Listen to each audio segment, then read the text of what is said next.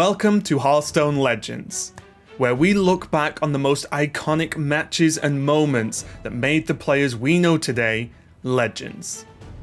For this episode, we remember the story of how global champion Lyon made history. We had heard rumours that Lyon was a top-tier player on the Gold Series circuit in China, but none of us truly knew what to expect when she made her first appearance on the global stage. It's safe to say she was immediately put to the test, being matched up against defending world champion in Tom 60229. To be the best, you've got to beat the best, and that's exactly what she did to kick off the 2019 Grandmasters Global Finals. Join me now in reliving what, to many of us, was the beginning of her unforgettable journey. Please welcome to the stage, VK's Lyon!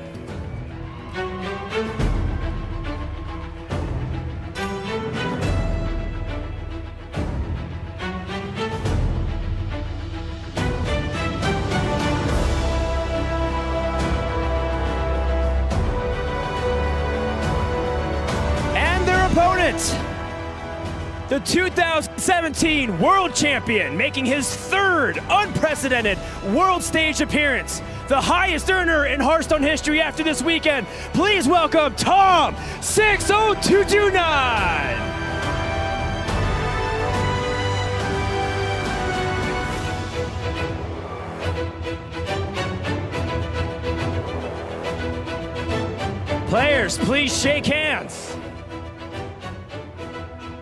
Now let's get Group B underway. Thank you, Dan. Yes, I'm back. My name is Sottle, joined by Just Saying. We are switching over to Group B, as Dan mentioned, and I am super excited to get into this one because just to add some clarity to what Frodan was saying there in the intro, Lyon got here through an incredible performance in the China region. As Dan mentioned, she got second place and fourth place in the China region, essentially their equivalent of what we have as Masters Tour events, if you want to frame it like that. And then through her actual qualification championship, went on a 7-0 undefeated run to go through. So she absolutely crushed Season 1 to get here, Sam. Yeah, and the stage has never been bigger than here at BlizzCon itself. So VK Lyon facing up against Tom. In this match, I'm really looking to play the players and pit them against each other. I mean, Tom, the quintessential veteran, 3 times on the world stage, already a world champion. He might feel a little relaxed on stage, but that's because he's no stranger to it. But I'm sure he's looking to be the first repeat champion here. Yeah, and as Frodan mentioned, he is incredibly likely to end this weekend as the top prize money earner in Hearthstone history. We believe as long as he just does not 0-2 out of this group, he is going to be in a position where Surrender, who is the only person who can currently catch him by picking up $200,000 for first place in this tournament, still will not be able to overtake him. And that would be an incredible achievement. I believe he'd overtake Tice at the top of that list as essentially the winningest player in Hearthstone history, which would be an incredible accomplishment. But as you see Lyon getting herself ready there, saying, how do the lineups and the decks look in this series? Yeah, as the lineup pans out, I believe Lyon has brought more of a anti-control style lineup. Of course, they both have the Shaman and the Priest, but Lyon has opted to bring the Hunter and the Malygos Druid, so a lot of ways to counter a potential warrior bring from an opponent. Tom has pretty much played it safe throughout. Tom has brought the Shaman, the Priest, and his third and fourth are actually the Tempo Rogue and the Malygos Druid. So he's kind of a hybrid lineup. He's not too committed one way or the other, just kind of bringing the good decks. And every time I've seen Tom play throughout the GM season, you know, I'm getting the Kalento vibes all over again, where Tom is relaxed, but at the same time, his autopilot is still a force to be reckoned with.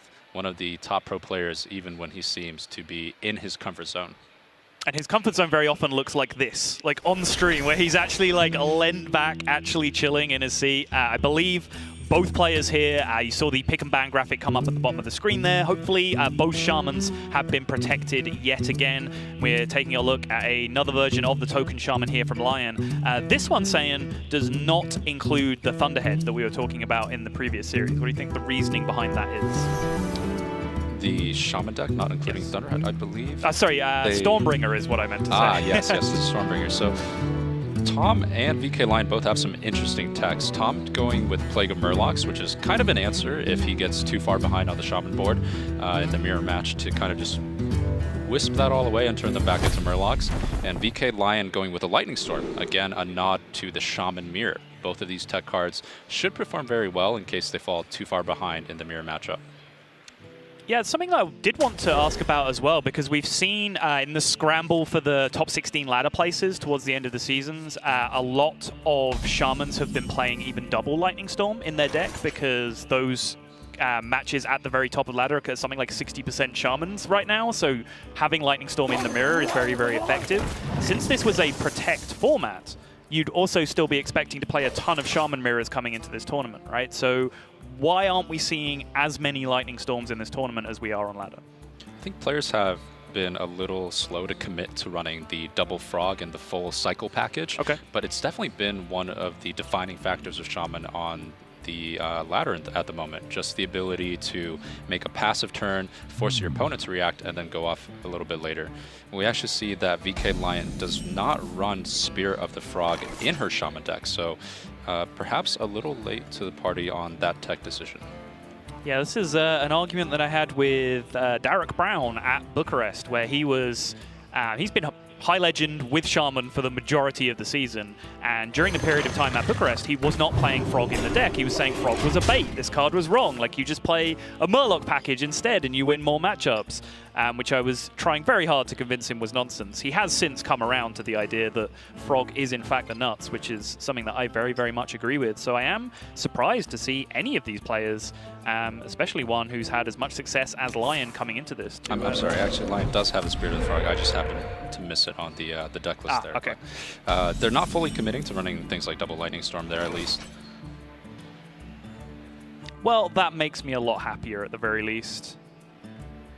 So Lyon now does have Hair Evolve available, does also have Thunderhead available, does also have Soul of the Murloc available. So there's kind of 3 intersecting ways in which to fight back against this board state that Tom started to build up here. Yeah, and Tom definitely unhappy with the hand as of now, but he does happen to have the Plague of Murlocs, which is kind of like a blessing in disguise in this case. Right now, you're not happy seeing it early, but it is a really good reactive tool to VK Lyon's power turn coming up, which could potentially just be the Hair Evolve on the next turn. Tom deciding not to totem, right? Just keep the board size small, make sure that the Mogu doesn't come out too early.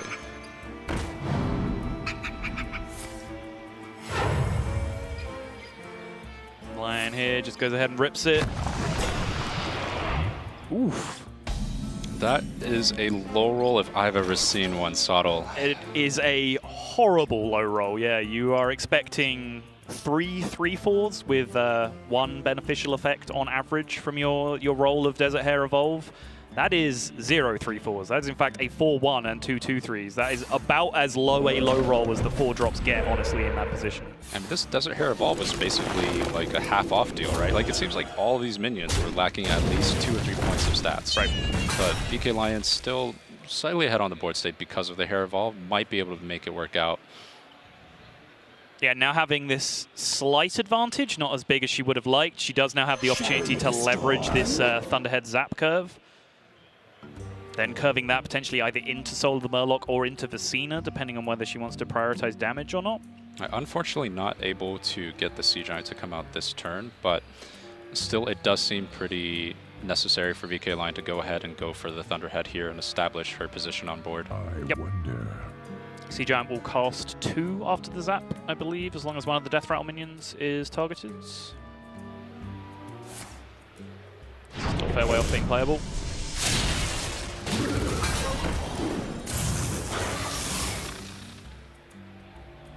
So VK Lyon's spot, because she will be overloaded going to the next turn, there's no real threat of Bloodlust quite yet, but being ahead on board, she might be able to land, let's say, a Soul of the Murlocs, and then the board state becomes a lot more difficult for Tom to fight back on. So this is kind of the go turn for Tom, where he should be reacting, and at the same time, he does kind of have this unique failsafe, where he's one of the only Shaman players to be running the Plague of Murlocs, which coincidentally is quite good versus these Soul of the Murloc buff boards. Yes, that's what sort of immediately occurred to me when I saw Plague of Murlocs being played, is like, well, Soul of the Murloc is one of the most difficult things to deal with in the Shaman mirror, because almost no matter how many minions they have in play, the Shaman on the other side does have game against that. In fact, sometimes more so if there's more minions on the other side of the board. But just because, you know, a 5-minion board with Soul of the Murlocs on it takes 10 attacks to completely remove, that's almost impossible for them to do a lot of the time. Yeah, this is certainly interesting. Tom deciding to go for the Soul of Murlocs here before the Plague of Murlocs here, sorry, before the Soul of the Murlocs has been used from VK Lion's side. Do you think that's maybe a little preemptive in this case? I do. I don't necessarily... I mean, I guess he didn't have too many great ways to fight back against the board here. Thunderhead Burst was reasonable. But it did seem like an overreaction to the board state that he was facing down, because there was no like really crucial must-kill minions on that board apart from the Thunderhead itself. I guess that's what he was scared of, right? Just the amount of damage that the Thunderhead can do with summoning 1/1. Yeah, Tom actually getting quite a few... Wow, what a combination of rolls here, actually. The 5-drop actually has a text that reads, give all of your top minions +2 attack. And the 2-drop slot, I believe it's 5% chance or something like that to get a 2-drop taunt. 2%. So roll 2% chance, 2%. even lower, right? Yep. So rolling all 3 taunts and then the synergy to go along with it. This is kind of the wow. The hair evolves have not been very fair this game. But VK Lion, speaking of hair evolved, will have the opportunity to go for that yet again from her side.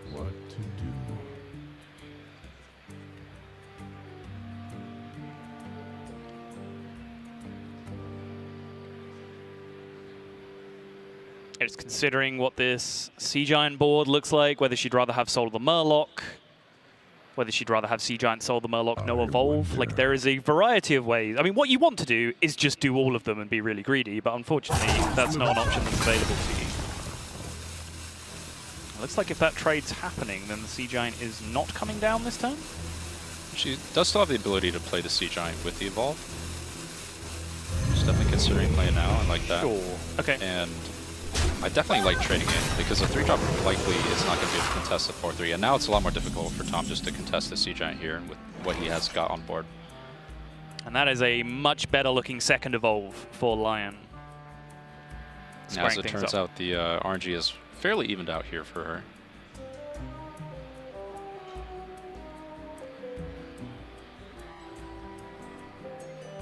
Now from Tom's side, a lot of contemplation here. He does realize that there is not many outs when the board state has gotten this out of control. Right.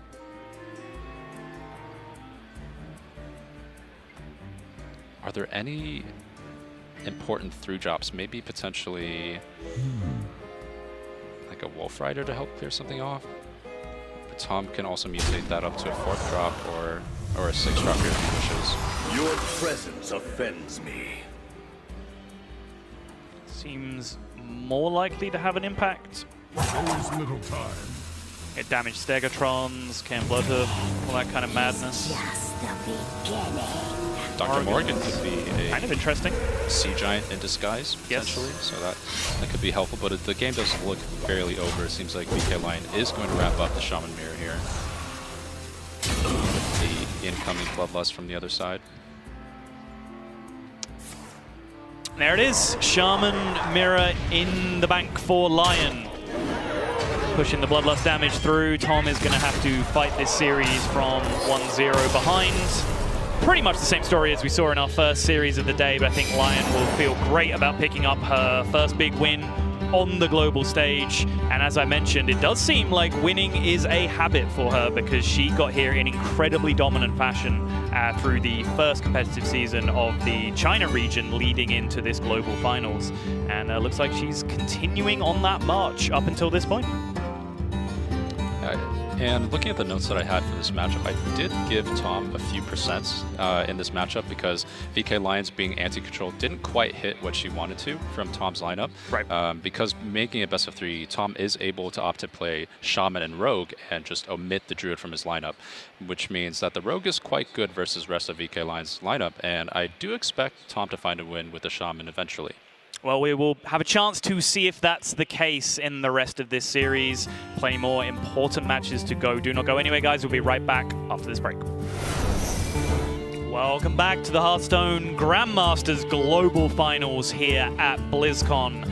Lyon is currently 1 game up over the 2017 world champion himself, Tom 60229. And it was a Shaman Mirror that win was picked up on earlier. And we were talking just before we went to break about how that affected the context of the series as a whole. But now, just during the break, we were considering the ban situation just a little bit. How do you think the bans really factor into this in this series? Because we didn't really cover it at the start. Well, Sato, I was kind of expecting a very spicy series between Tom and VK Lyon. What happened was Tom had banned away VK Lyon's Hunter, and VK Lyon had banned away Tom's Rogue. And I'm not sure how she got the read that Tom might have chosen to go for the Hunter, because at this point, we're left with just basically Priest and Shaman Mirrors, and none of the kind of more interesting decks, the 3rd and 4th picks, able to even grace the playing field, as they've both been banned out. It looks like we're going to get into this series. Lyon here on the Priest keeps hold of a Northshire Cleric. I believe throws away Pyromancer there as well, which I'm sure some people might be a little bit surprised at. You know, based this token-based deck, Soul of the Murloc is a card that they play. A bunch of 1-health minions get played. But I certainly expect to see Pyromancer thrown away, especially going first. Would you agree with that? Yeah, for VK Lyon, she definitely wants to get control of the board early, because although the Evolve Shaman is one of the more aggressive decks on ladder, it doesn't really start that aggression until, say, turn 3 or 4. Right. And in that case, it gives the Priest a little bit of time to board that to build that board lead with Northshire Cleric, Tol'vir, things like that.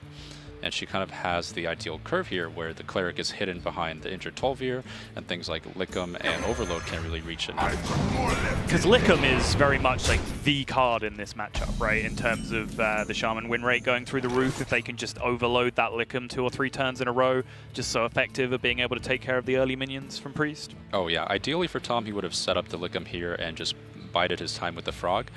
Spirit of the Frog, definitely a very welcome card as well. Only second to the Liooon, so not a terrible hand for Tom either. See Lyon furiously taking some notes over on her side of the camera.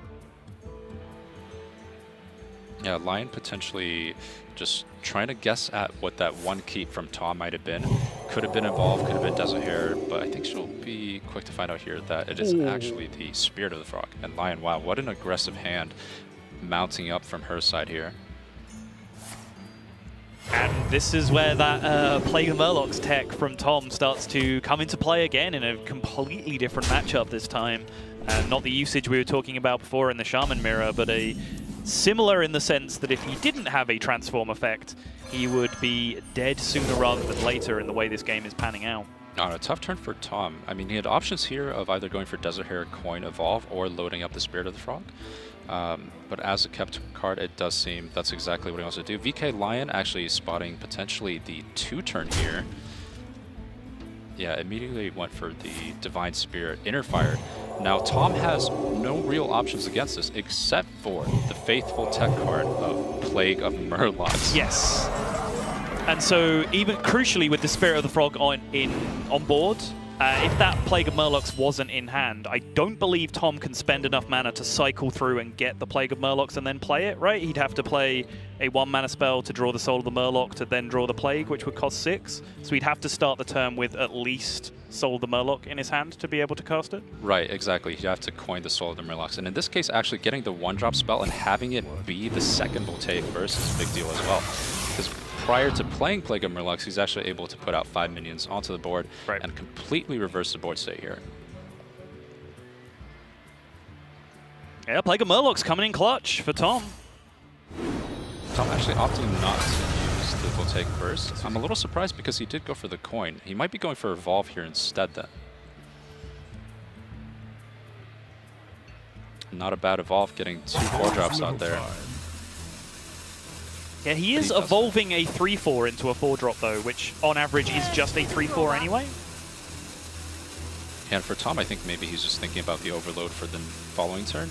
Opts not to play the Voltaic Burst, seemingly because he wants to go for Desert Hare to Evolve, but if he's going to go for Zap this turn, that means he doesn't have the mana to go for Desert Hare Evolve in the following turn. Instead, he's probably going to have to reluctantly go for another Spirit of the Frog turn, play it Right. passively again. So I'm a little surprised he didn't go for Voltaic Burst. It seemed like he was going to set up for Desert Hare Vault, but in the end decides to go for the Zap. So a little back and forth, I think, on Tom's game plan overall here. Yeah, I would agree. I don't know if he gave himself more flexibility to react to certain Murloc board states, like to use Voltaic Burst and Zap to clear or to evolve the things afterwards. That would take a lot of very boring maths to break down exactly how that situation pans out. But I certainly agree it looked very, very strange to me just on the surface to not play the second Voltaic Burst there. And interesting to note here is that VK Lion's res pool now is cluttered with Murlocs. The only thing that's died so far is the 3-2 Murloc, making Psycho Pomp pretty much just a mediocre 4-drop, but still pretty effective to fight the board state if that's what she chooses to go for here. The alternative with Blade Master in hand is just make the big Blade Master this turn, get that into the Psycho Pomp pool.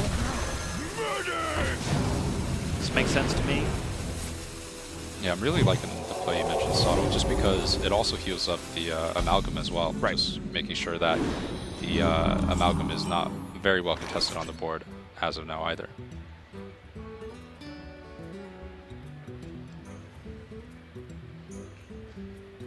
So now with that evil totem draw, Tom might be a little more incentivized to play this Voltaic Burst that he held onto on the previous turn, so he can deal with the big threat of the Blade Master on the other side. Does he have to just take the turn investment in Spirit of the Frog again here? I think the Spirit of the Frog does very little anymore. It's basically fetching out the second soul of the Murlocs. Sure. And you're, I mean, mind you, you're still at 11 health, right? So the potential for VK Lion to close out the game is still very high.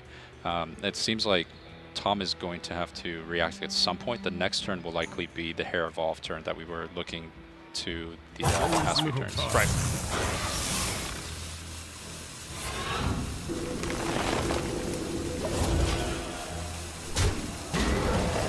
So currently in the rest pool is a 50-50 between the 3-2 Murloc and the injured Blade Master, which could have a very huge impact on the way this game pans out. And that is an insane draw. The second 0-mana spell allows this Pyro to be a full board clear and still have 4 mana remaining to drop this Psycho Pomp afterwards. I think Lyon might actually hold on to that spell in case it is Blade Master, which would be very fair. A nice amount of surprise burst damage. Unfortunately, low rolls on the flip there, but still in a very commanding lead of the board state, actually setting up lethal on board here. Yep. Yeah, that second Topsy-Turvy actually only ends up killing a 1-1 in that scenario. That is nothing that keeps Tom alive. Ball's rolling into 5s. No, again. And that is just 12 damage on board. And Lyon, out of China, has upset the prior world champion.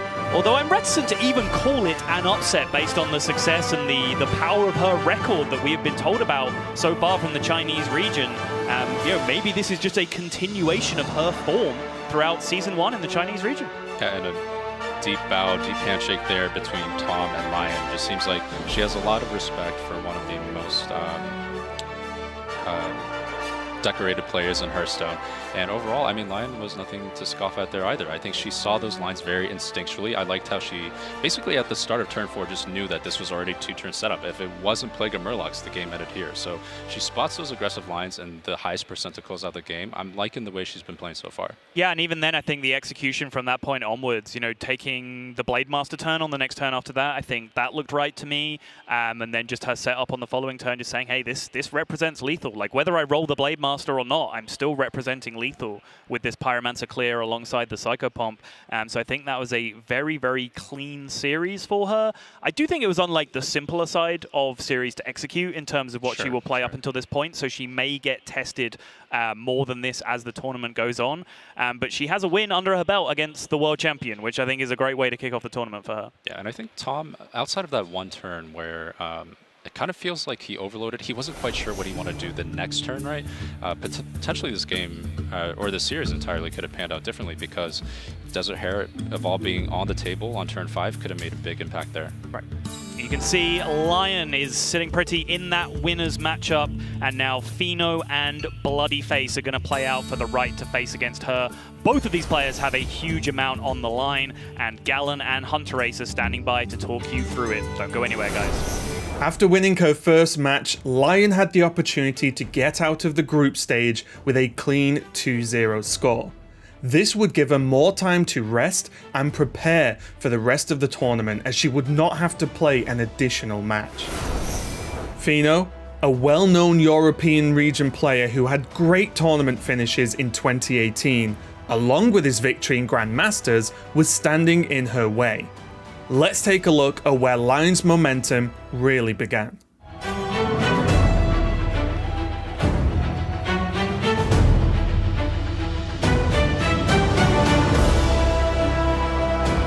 Opponents representing Europe and Greece as well as T1, please welcome Fino.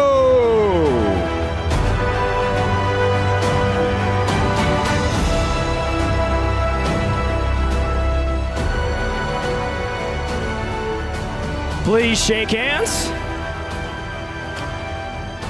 And the good lucks have been dropped. Let's get this winners match number 2 underway. This is going to be really exciting, Casper. Today, or this match, we're going to determine the second of 4 players to make it to the top 4 and who is going to be sent to the deciders match tomorrow. Yes, it's a big deal for both players here. They have the chance now to take the winner's bracket and just make it to the top 4.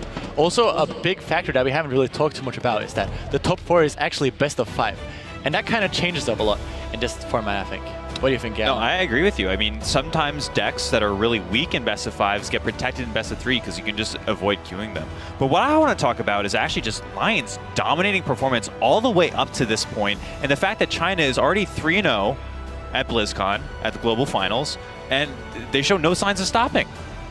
Lyon got a top 4, a top 2 at the Gold Series Opens, which is equivalent to getting a top 4 and a second at a Master Tour, which is insane. That is so cool. The consistency there, and going 7-0 in the Gold Series Finals to get here. That's like one of the most dominant tournament runs I have ever seen in Hearthstone. Yes, that's an incredible performance. On the other side, we still have Fino, though. One of the best competitors in Europe the last couple of years now, and I really don't think Fino is going to let it be easy for Lyon. Vice versa as well. Lyon has been playing fantastically. It's the first time that I've actually got to see her play, but she's been killing it. Fino has also been playing really well. That Rogue versus Warrior game was a sight to behold. Yes, both players are extremely powerful, and it's going to be a good one, Gallon, I think. Yeah, so it looks like we have Shaman protected from both sides. Fino banned Lyon's Priest, and Lyon banned Fino's Warrior, and it's going to be a Shaman versus Shaman round 1, which we've seen a lot of so far this tournament. I think this is the 4th one. Yeah, this is the 4th Shaman Mirror to be an opening game, actually, Gallon. And it's only the 4th Shaman Mirror also. But it's pretty insane, and it speaks to the power of Shaman. A lot of people are protecting it, and a lot of people are prioritizing queuing it first, I imagine, because they think that it has a lot of favorable matchups, and that they want to just start with a safe pick.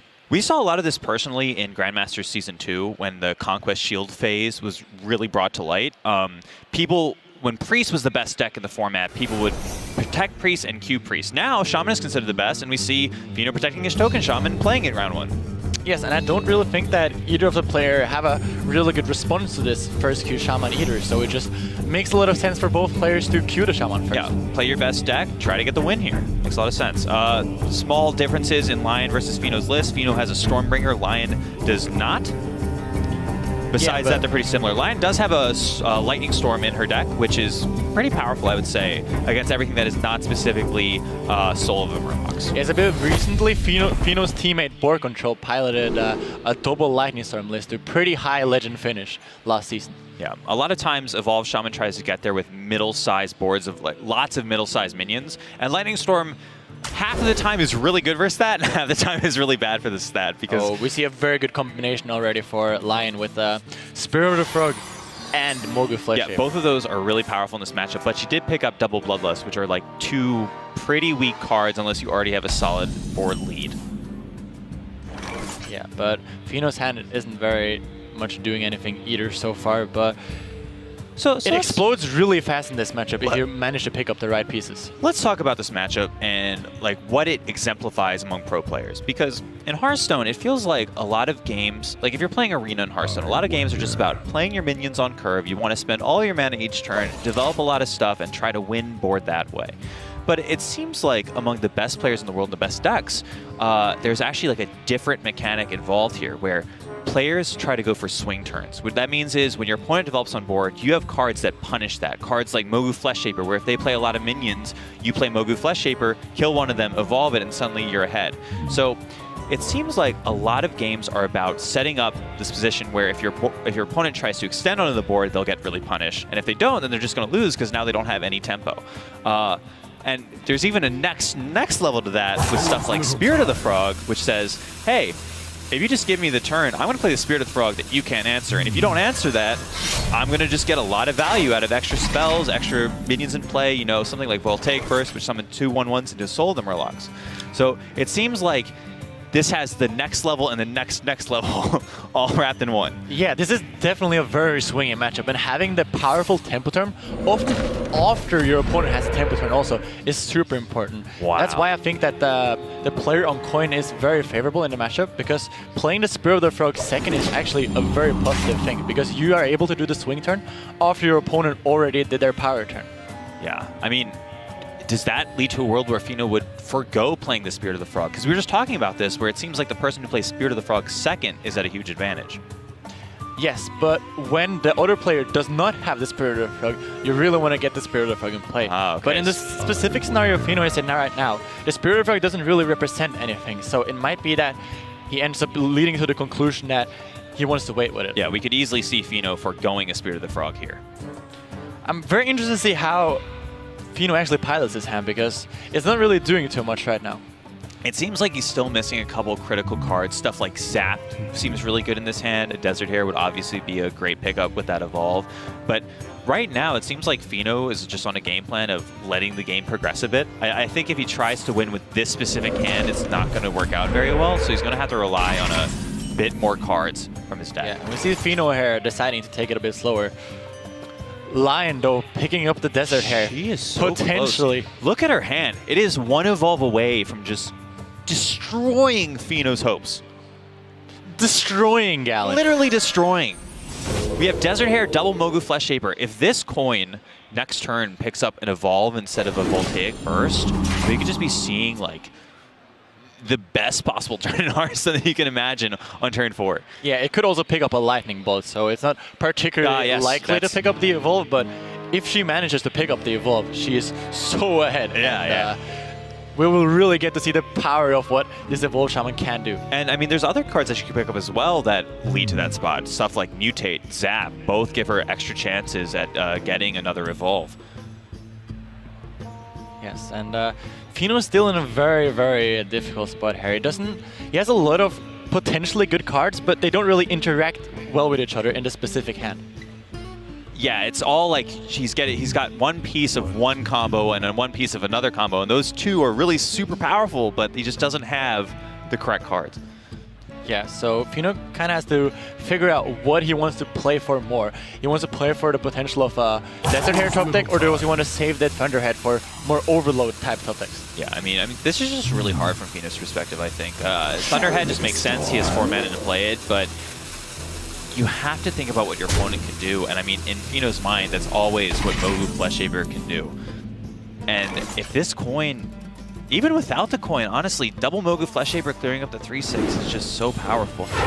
That's Voltaic Burst. That is not Evolve. That is not an Evolve, yeah. So, but this is still Fino doesn't have to really leave good. the game yet.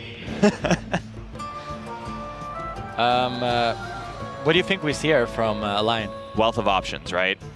Thunderhead Voltaic Burst lets you summon 5 1/1s. You get to trade into a 1/1, play a Mogu Flesh Shaper, trade into the 3/6, play another Mogu Flesh Shaper, and clear the board that way. You end up with a full board in play.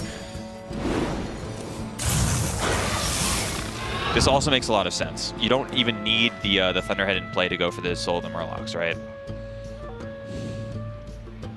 I do still believe that it is possible for Fino to swing this back. He has the Evolve in hand, and he could potentially stand up the Spirit of the Frog and into a This Hero top deck, it could just be able to... I mean, he's got a 1-mana Sea Giant in hand right now.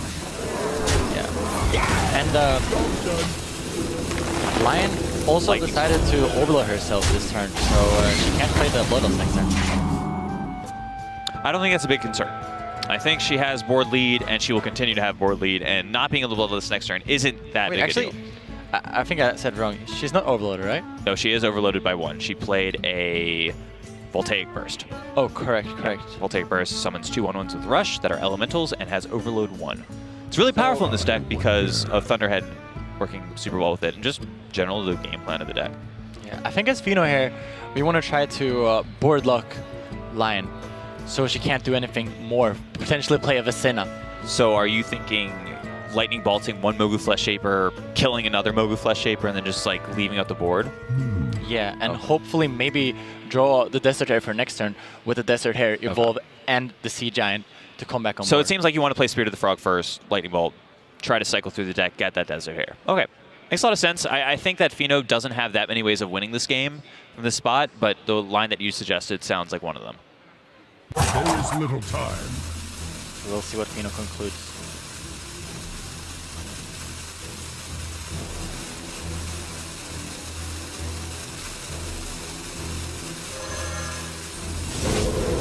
Fino disagrees. He thinks that it's possible to still fight for the board, and values having the 8-8 on board here. Does he open himself up to any more outs this way? Oh, Mutate is so clutch. This is a 0-mana give like plus... Well, we'll see what happens, but it's like on average +5/+5. Draw a card. Wow. Well, that's actually not that good right now. Killing an 8/8, you don't really want to do that. And she didn't get an evolve. It's pretty good, but it's not exactly what he wanted. There's better things, but there's definitely also worse things. I mean, like, this is still totally fine. He also has a spell power totem. So, I like this Lightning Storm a lot. It just denies Fino any chance of getting back with that Spirit of the Frog. Yes, she forgoes a Bloodlust for next turn, but she's just locking Fino out of the game. So this is something that really good players do all the time. Especially with this Walking Fountain now. I just think she can like totally control the board, and doing it this way just seems like by far the most safe. This is something that really good players do all the time, and it's often something that a lot of people miss, which is that if you have a line that wins 100% of the time but takes a lot longer, that's better than a line that wins 90% of the time but wins a lot quicker. She could have left herself the mana open to play a Bloodlust, but that would mean Fino has a Spirit of the Frog for next turn. Any iteration where Fino wins this game involves that Spirit of the Frog sticking, right? So forgo the Bloodlust, even though it's really appetizing. Like, that was an insane Bloodlust. You have 6 minions in play, 7 with the minion that you traded off, but recognizing, hey, Lightning Storm here is just way better. Yeah, I also think that discussion is a very interesting topic in general, and I think Lyon is on the correct side of that discussion this time around, and I think this is the higher way to win the game. Absolutely.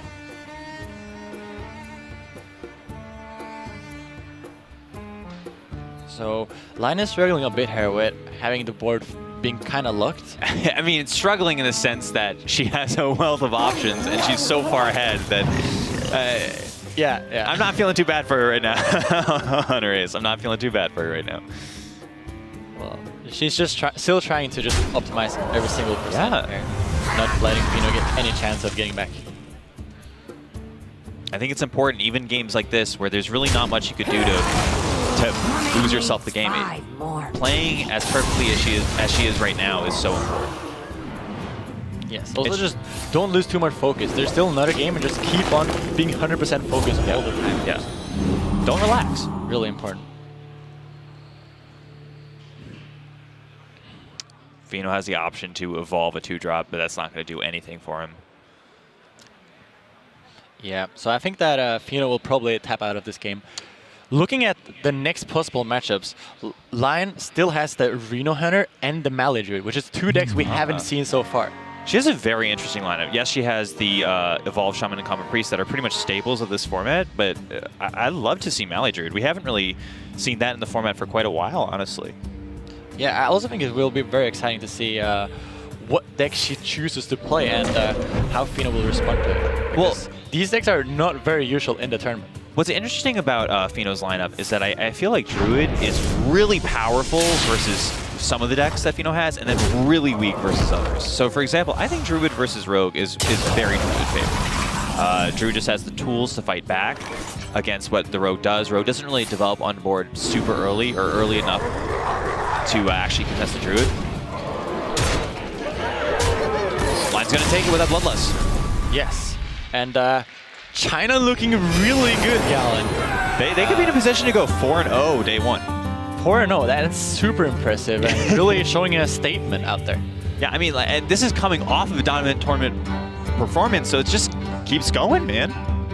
Just keeps going. So, what do you think the matchup is going to be now? What do you think Fino responds to this Druid Hunter is going to be? Well, for me, I'm pretty biased when it comes to deck selection. I actually made a tweet earlier about liking Vendetta Rogue so much, and specifically Shark Vendetta Rogue so much, that I really want to see as many games of that as possible. So from Fino's side, I hope he cues Rogue. I'd like to see either Hunter or Druid, honestly. Yeah, we also saw a very impressive performance by Fino on his Rogue earlier today, so maybe we'll just keep up, and he's probably pretty confident with the deck at this point. So absolutely. I can definitely see him queuing Rogue. He's been playing a version of the deck since like Season 1. Let's go to a quick break, but stick with us. We have an exciting match coming up, Game 2 between Lyon and Fino. Welcome back to the Hearthstone Global Finals. The match between Lyon and Fino is currently underway. Lyon is up 1-0 versus Fino after making quick work of him in the Evolved Shaman mirror. We will be having Lyon on the Highlander Hunter versus Fino's Combo Priest, which is actually a pretty close matchup. I think that Lyon is on a deck that is much better at beating Priest than the normal Highlander Hunter.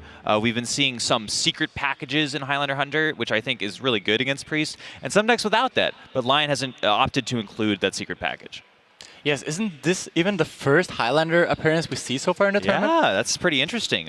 We haven't actually had a chance to see a Highlander deck yet, even though they've made up a large portion of ladder and a large portion of previous metas. Yeah, I believe both Surrender and Lee has the Highlander Paladin, but neither has actually played it yet. But in this specific matchup, I think that the Hunter has a lot of great tools. All the Seekers are very annoying for Priest to deal with, and a lot of the time you end up in situations where you have to choose what you can play around and what you can't play around. At the same time, you also have the power of Zephyrs, and Zephyrs always being able to give pretty valuable cards when it comes to just dealing with the Priest board. Other things to talk about are Deadly Shot and Spellbreaker, both powerful tools. She does have a lot of late game in the form of Ragnaros, Call the Wild Soul Jhin, but if she finds that early game, I think Priest can struggle. Meanwhile, though, Priest also has a lot of ways of fighting back against Hunter. If Fino just decides to disrespect his secret, and it's not a freezing trap or a sniper, etc., that could spell really bad news for the Hunter. If Fino gets the initial read on what the secrets are. I think it's definitely a very close matchup, and a lot of the time it just depends how fast the Priest can get out in early game and how well the Priest manages to play around the secrets, and also manage to make a decision on how favored am I in this position and can I play around this. How hard do you find it to play around the secrets? Do you, like, when you're playing against someone that you know is also good at the game, like this match happening right now, and your opponent plays a random secret, how much do you respect that? It is usually really hard because a lot of the time, at least with good players, they can represent secrets by doing something that clearly indicates that you have a secret while they don't even have that secret. So it can get very confusing at points, and I think it's really hard to be able to find the correct play. Another thing that I think really good players run into with secrets, it's a big problem for them, is that when you want to be the best, you want to win every single game possible. That means locking out 100% won scenarios as soon as possible. Against secrets, a lot of times you can't do that. You have to take edges. You can't really play around everything, and that actually makes people cringe and realizing that you can't play around a secret is a very big loss, right? You want to beat everything, and I think a lot of players, as you mentioned, get into that trap and thinks that they can't beat everything, but in reality, you just can't beat everything. Yeah. Hey, I got you. I think we're actually going to see this game. Lyon is going to play an explosive trap, most likely, based on the fact that it lets her deal with the 1-2 on board and threaten the secrets. And that could spell disaster for Fino if he doesn't play around it, or if he tries too hard to play around it. Well, explosive trap is the worst secret here for Lyon. but Fino doesn't know it's explosive trap. So it's going to be very interesting to see how Fino decides to play around this, because there's so many secrets that wants Fino to do entirely different things. Now, there are a couple of things here that are like pretty high level in terms of like game sense. One of them being is that Lyon did not keep this secret. It was something that she got after the mulligan phase. So Fino, that could be any secret in the game. You know, from Fino's perspective, it could be that Lyon just only has that as her play, right? She only has one secret. She's going to play that secret, kill the 1/2. Yeah. All that means is that it's less likely to be something like pressure plate, for example. So what would you say is a secret that Fino just can't beat right now? The secret that Fino, oh, freezing trap for sure. Yeah. So I don't think that Fino can actually make the player to afford to play around freezing trap. Absolutely that seems not. extremely ambitious. Yeah. So knowing that we can't beat secret freezing trap, what would you do? It's still really hard, right? There's a couple plays here. Fino could elect to try to kill the Secret Keeper. He could use his hero power to heal the Secret heal the Secret Keeper up to a 2/3, and then get +2 attack on his Light Warden, trade in. That is such good news for Fino, the fact that that wasn't a freezing trap. Yeah, and Fino here recognizing that the same that we concluded, he can't beat the freezing trap. That is such a good draw for Lyon. That's the best 3-drop that she could play right now. Because not only did she threaten a secret, now Fino has to do the exact same thing he did last turn, which is now just entirely 2 secrets, Gal. Yeah, and you still don't know that it's explosive. It could easily be a pressure plate. It could be a snipe, it could be a pressure plate, and it could be an explosive trap. And now there's another secret that can also be the freezing and the snake trap. Yep, absolutely. Pressure plate, let's break it down real quick, is a trap that lets you, when your opponent plays a spell, you kill a random one of their minions. So that's just important to know. That's something that Fino has to think about for these upcoming turns. Yeah, and I think that right now the Hunter secrets are all so different and represent entirely different things. One secret we didn't even mention is Rat Trap, which Lyon also runs. And that is a secret that makes it very hard for Fino in the later game to play +3 cards, because it's just devastating when a 6/6 drops on the board. It's definitely on Fino's mind. I don't think it's something that he's worried about right now. Rat Trap is just going to be kind of a non-factor, similar to Explosive Trap, I think, for the next couple turns. Yes. Yeah, exactly. Also, Rat Trap is also a secret that Lyon could have in the early game that Fino also factors in, that it's less likely to be some of the relevant secrets. It's just so early in the game that you play around it because you can't really play into it. Fino's stuck with another fairly difficult turn, I would say. All of these are like marginal benefits, but when it's marginal things, they always get so amplified on a stage like BlizzCon, where every single minor decision costs you potentially hundreds, if not thousands, if not tens of thousands of dollars. Yes, and I believe this secret could only be 3 different secrets at this point, right? It could only be the Rat Trap, Explosive Trap, or the Pressure Plate. So I mean, from Fino's perspective, that's really good. His game plan right now does not play into any of those. You know, maybe he forgoes an attack with the 5/2. Oh well, you lost 5 damage, but you managed to keep a Light Warden around. Extremely big draw here from Lyon. Oh, picking up the Eaglehorn bow, managing to deal with his Life Warden. Extremely big. I see a dark future. Amit's the best card that Fino can have right now. His hand is pretty dead besides that. Yeah, but Lyon doesn't have a clean answer to this Amit, and might get a bit difficult. I think she will probably end up just trying to get the Amit lower health total, so the Amit doesn't get too much value this turn. How do you feel about playing 2 1/1s here? Not trading them in, just playing them as 2 1/1s. I think it's a very, very interesting decision whether or not you're supposed to attack the Amit here. And in case you attack it, how much do you attack it? So you like the 1/1s, but whether you attack or not, I agree with you. I think tempo is really what matters in these kinds of matchups, specifically against Priest. Board is key. So playing the 1/1s, I think, is fairly standard. But the attack itself is actually really hard, because stuff like 9% Ritualist can really punish this. Yeah, also, Fino currently doesn't know if this is pressure play, correct? Yes. So if we make the Amit 2 health, Fino's going to be terrified of playing Circle of Healing. Sure. So that's kind of a thing you also have to factor in, I think. And just making the Amit 2 health is just so good versus a lot of hands that don't include any heal. Makes Fino's turn way more awkward.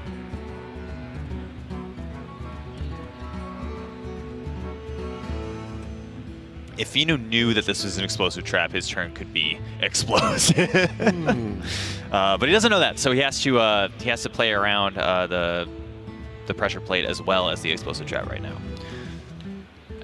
Well, it depends though. Fino can reach a conclusion here that pressure plate, to be honest, seems pretty hard to beat. Maybe the only secret we can beat is the explosive trap, so we should play around that. That's fair. At the same time, though, do you ever have any consideration towards Unleash the Beast? I'm agreeing with you here. At the same time, Unleash the Beast is pretty scary. That was a scary one too. Oh, this is going to spell bad news for Fino, I think. He doesn't know about the Unleash the Beast. Of course not. He's already seen the Ego Arm Bow, so he kind of has to take risks at this point. So I can definitely see. Was there a better way to take it? That's all I'm saying. Was there a better way to take it? You could have extra arms first, gotten it up to an extra 2 health, go face against the explosive trap, then never set Ritualist. It gets it out of range of that Unleash the Beast, snip snap, deal 7 damage. Yes, that would have played better around the Unleashed Beast specifically, but it would have still left the Amit vulnerable to Spellbreaker or Zephyrus, but less vulnerable, right? Because it had 4 attack then, and you don't really have that clean of an answer to that. I'm really surprised that Fino decided to make a 4-5 here. It seems like he already knows about the Unleash the Beast, and he doesn't have a Wild Pyromancer in hand. Maybe he's playing towards that out, but he could have just saved it for this next turn to do never set Ritualist, more arms into Divine Spirit, for example. Yeah, and this is looking pretty starting rough. to look really rough for Fino now. Yeah. Lyon picked up a huge value engine and tempo engine in Subject 9. She will be able to get a freezing trap with that and pretty much lock Fino's hopes of hitting face kind of out. Spellbreaker as well and Call of the Wild. These are all powerful tools at this stage in the game. They're not great cards early, but it's not early, so they're just really good. Yeah, I see Fino having a very, very hard time coming back from this point. Lyon just has to follow up now for everything, and she also gets to choose what secret to play here, which is incredibly strong. You can just play the freezing trap and lock out the board into the Call of the Wild turn. She also put pressure plate and lock out the board in this exact same way. I think she will go for the freezing trap though, because it might feel a bit more safe. At a certain point. Everything. Yeah, you have a Spellbreaker in hand. You don't really worry about them making a big minion with that play, so why not just play the freezing trap, avoid any chance.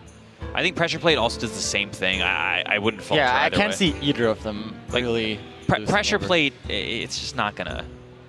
There's like one very specific hand where that works, and it's. So realistically, the only way we lose, I think, is Fino managing to pick up Bomb Samdi and generating a lot of value from that, right? So what do you think is the best play versus that? Quickly, job done.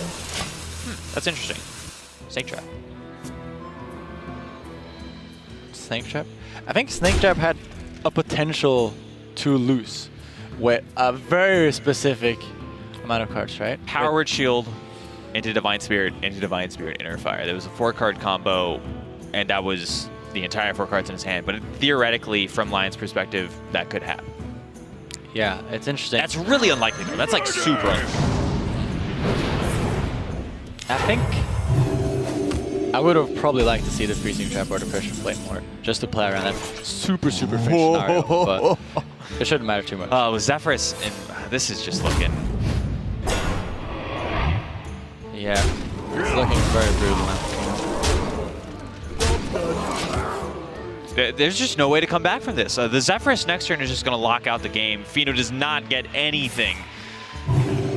Lyon is going to be the second player and the second Chinese player to make it to the top 4. Correct. Second Chinese representative in top 4 now, and China looking great for top 4. They're both first seeds out of the group also. Yeah. Just continuing really this impressive impeccable streak that she's had ever since the Gold Series final with a 7-0 performance. That's ridiculous. That game was ridiculous. I don't know. Fino, on the other hand, he goes down to the deciders match. He's still in the tournament. He will be playing against the winner of, I believe, Bloodyface and Tom 60229. Yes, he will be playing tomorrow versus the winner. Yes, they will be playing tomorrow in the decider match. But we still have the elimination match to happen before that can happen. We still and it will be super interesting now to see who is going to challenge China in the top 4, because it's looking really hard. Yeah, I mean, NA right now, they're both 0-1. EU just fell by 1 point to the deciders match. Hopefully, I'm rooting for NA here, so hopefully PNC and Bloody Face can make it out, but you never know. Yeah, we'll see. Just like Lee said, I don't know. Yeah, we don't know either, so we'll definitely see. There is no script, believe it or not. All right. Let's take a look at that Tom versus Bloody Face is going to face up later today. I believe that we are also casting that one. Yep. And you know, there's actually an interesting thing about Tom, but we can actually get that tomorrow if Surrender makes it to day 2. But let's throw to Frodan as he has a winner's interview with Lyon. We have our second player through to the semifinals, and it is the second member of the Chinese representatives. It's Lyon. Let's give it up for Lyon, who's made it to day number 2. Exemplary performance, not dropping a single game on her way through the groups. I gotta ask, how is she feeling right now? 第一个问题是先问你现在感觉如何？感觉非常很激动，然后感觉有点像做梦一样。今天真的非常顺利。I'm very excited. At the same time, it's like dreaming about the whole thing's happening. Yes, today is a very successful day. Absolutely. Today is a very successful day.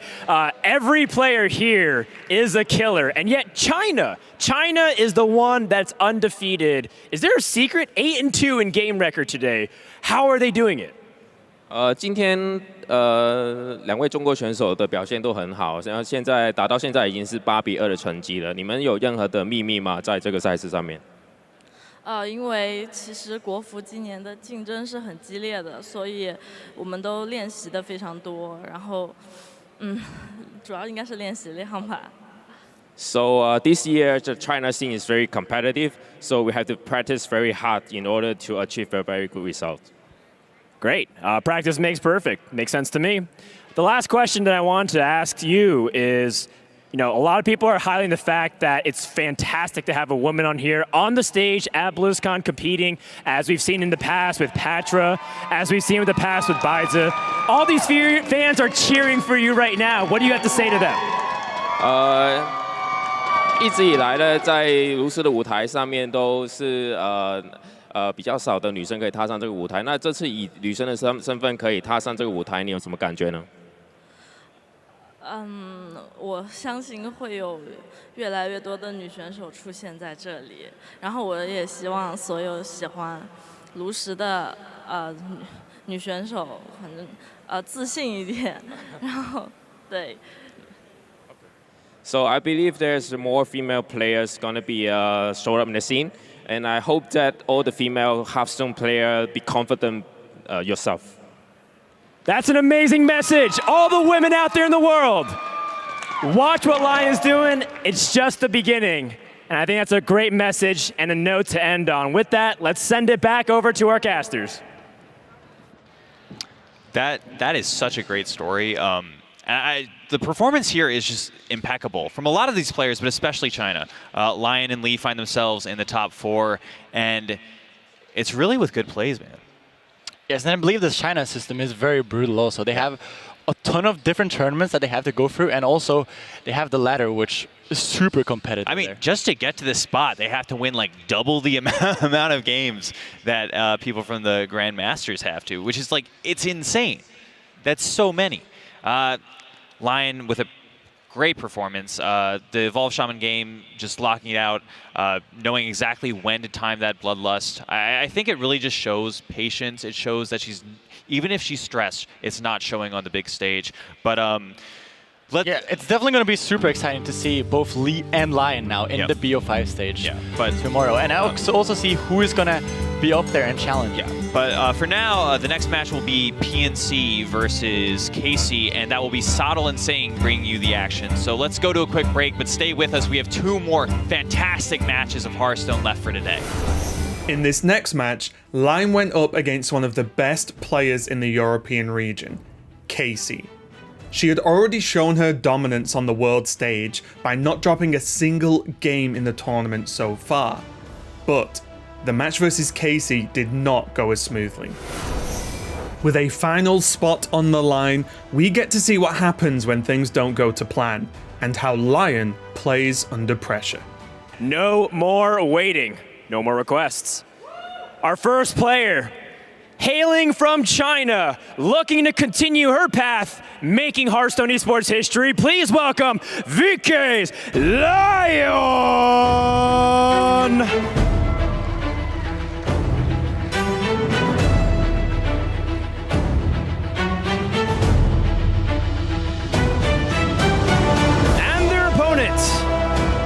Representing Germany and Team Complexity, keeping that consistency.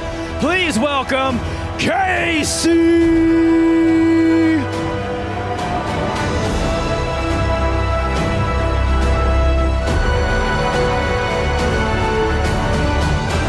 Competitors, please shake hands.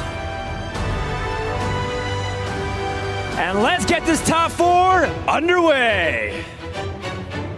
Thank you, Frodan. I, for one, am very pleased that our tavern patrons are not balancing the game for us. That sounds like an absolute disaster, but of course, we'll pass their opinions on and see what the design team have to say about it. But we have the serious matter now of the semi-finals of the Global Championships to be played out, and several things have now changed, saying. First and foremost, we got the nice longer format coming into play now. Finally, we're moving on to best of fives here. And it'll be Casey versus Lyon. And I do believe Casey has kind of ran into a wall here. You know, talking to Casey backstage, he felt okay about the matchup when I was asking about how he felt coming into the semifinals here. But I do have to play the devil's avocado on this one. I'm pretty sure Casey bringing the control lineup and Lyon having the anti-control lineup with the Reno Hunter, with the Malygos Druid, I would give Casey at best maybe a 45-55 coming into this. Well, he's certainly going to need better odds than that if he's going to have a chance of taking home huge piles of cash going into this one, because there is an enormous amount of money on the line. But perhaps even more importantly than that, the title of global champion is what these players are playing for. You know, money comes and goes, and of course, $200,000 is life-changing money to most people. But I think that title, that legacy of being a global champion is what these players are looking for first and foremost. Sam, would you agree with that? Yeah, absolutely. And nothing goes beyond that glory here as well. I mean, Lyon and Lee both looking very strong, are CN representatives here. And I think traditionally on the world stage, CN has been kind of lackluster, but here I've been seeing some pretty stellar play coming from Lee and Lyon, not to mention Casey himself as well. Yeah, certainly individually. Frodan on stage made the point earlier that, you know, this is kind of a follow-up to what we saw last year where Team China took down Hearthstone Global Games as a collective entity, but certainly the individual representatives who have made it to these big stages have tended to underperform. And now I make no secrets about my enormous bias towards Casey. He's a good friend of mine, he's a teammate of mine on Complexity, but personally for me, I would love to see Lyon take home this whole tournament, because I think she showed up, she's played fantastic, and of course be an amazing thing to have a female representative be at the absolute top of the game. So personal biases aside, if Casey can't take home the championship, I would absolutely love to see Lyon do it. Right, and certainly Lyon does have the matchup to the lineup to go all the way as well. From Casey and Lyon, I wouldn't be surprised if Casey sticks on the Shaman ban, or the Shaman Protect, and same with Lyon. Shaman again be getting the favorite in the lineup here. Yeah, and it's the Quest Shaman from Casey's side, which we know him and his primary practice partner, Bunny Hopper, are both huge loyalists to, huge believers in. They've piloted that deck the whole way through Grandmasters. They had massively skewed opinions on what some of the matchups were compared to some of the other players as well. But the results of Bunny and Casey in the Grandmasters regular season has seemed to bear out that they've been on the right tracks. You know, week after week, they've turned up with these lists, these strategies, these lineups that the rest of the field has looked at and gone, damn, like Casey and Bunny have just got us this week. Like they just have the bring for this tournament. So it seems that if there is a differing in opinion, Casey and Bunny have the results from the regular season to kind of bear that out in their favor. Right, I think there actually is a massive difference in opinions here. Lyon actually goes for the Hunter Protect in this matchup, which I think is a little bit of a bait. I understand that Hunter is good from the aspect that it's an anti-control deck going up against Casey's control lineup, but overall, it's only really great against the Warrior. The Priest can definitely beat it. The Druid, I think, is so-and-so, and the Shaman, of course, is Shaman, right? It has the high roll potential to take out Hunter as well. I think a big part of that disagreement will come down to that Priest matchup. I know you personally feel like it's a Priest-favored matchup, and I very much agree with you. I've been banging that drum the whole way through Hearthstone Grandmasters when people were saying that, you know, Highlander Hunter is potentially favored in the matchup. I think the higher level you get, the more Priest finds the edge there, because I think a lot of the advantage that Hunter finds is just from people misplaying into secrets a lot of the time, which doesn't happen at the highest level. But Lyon certainly seems to have some unique opinions. She is the one player to bring Highlander Hunter to this tournament, and she clearly believes in it in the way that Casey believes in his Quest Shaman. Right, absolutely. And I think VK Lyon and her practice group actually have praised the Highlander Hunter a lot, so I'm not terribly surprised that she's sticking with her guns on this one. Sure. We talk about how Casey has the consistency and the results to, you know, back up his opinions, and where his opinions differ, you know, we say, oh, well, maybe Casey's the one that has it right because he has the results to back it up. Lyon absolutely does as well. I was talking to some of the esports staff backstage who pointed out to me that, you know, if you take just the regular season, Lyon probably has the most consistent results out of anyone here in their respective regular season leading up to this. She was incredibly dominant through the Season 1 qualification phase of the Chinese region. Results were like a top 4, a top 2, and then a first seed in Gold Series as well. So very, very impressive. With 7-0 run. 7-0 record through to qualify for this, exactly. So she has an incredible level of performance leading into this. Yeah, and on the mulligans going to game 1 here, Casey keeping the Desert Hare, acknowledging that this is indeed an unfavored matchup, but he doesn't really plan on playing fair when you have the Desert Hare and the Evolve combination as well. Yeah, you say acknowledging that this is an unfavored matchup, but did Casey not say to you that he felt his Quest Shaman beat everything in this series?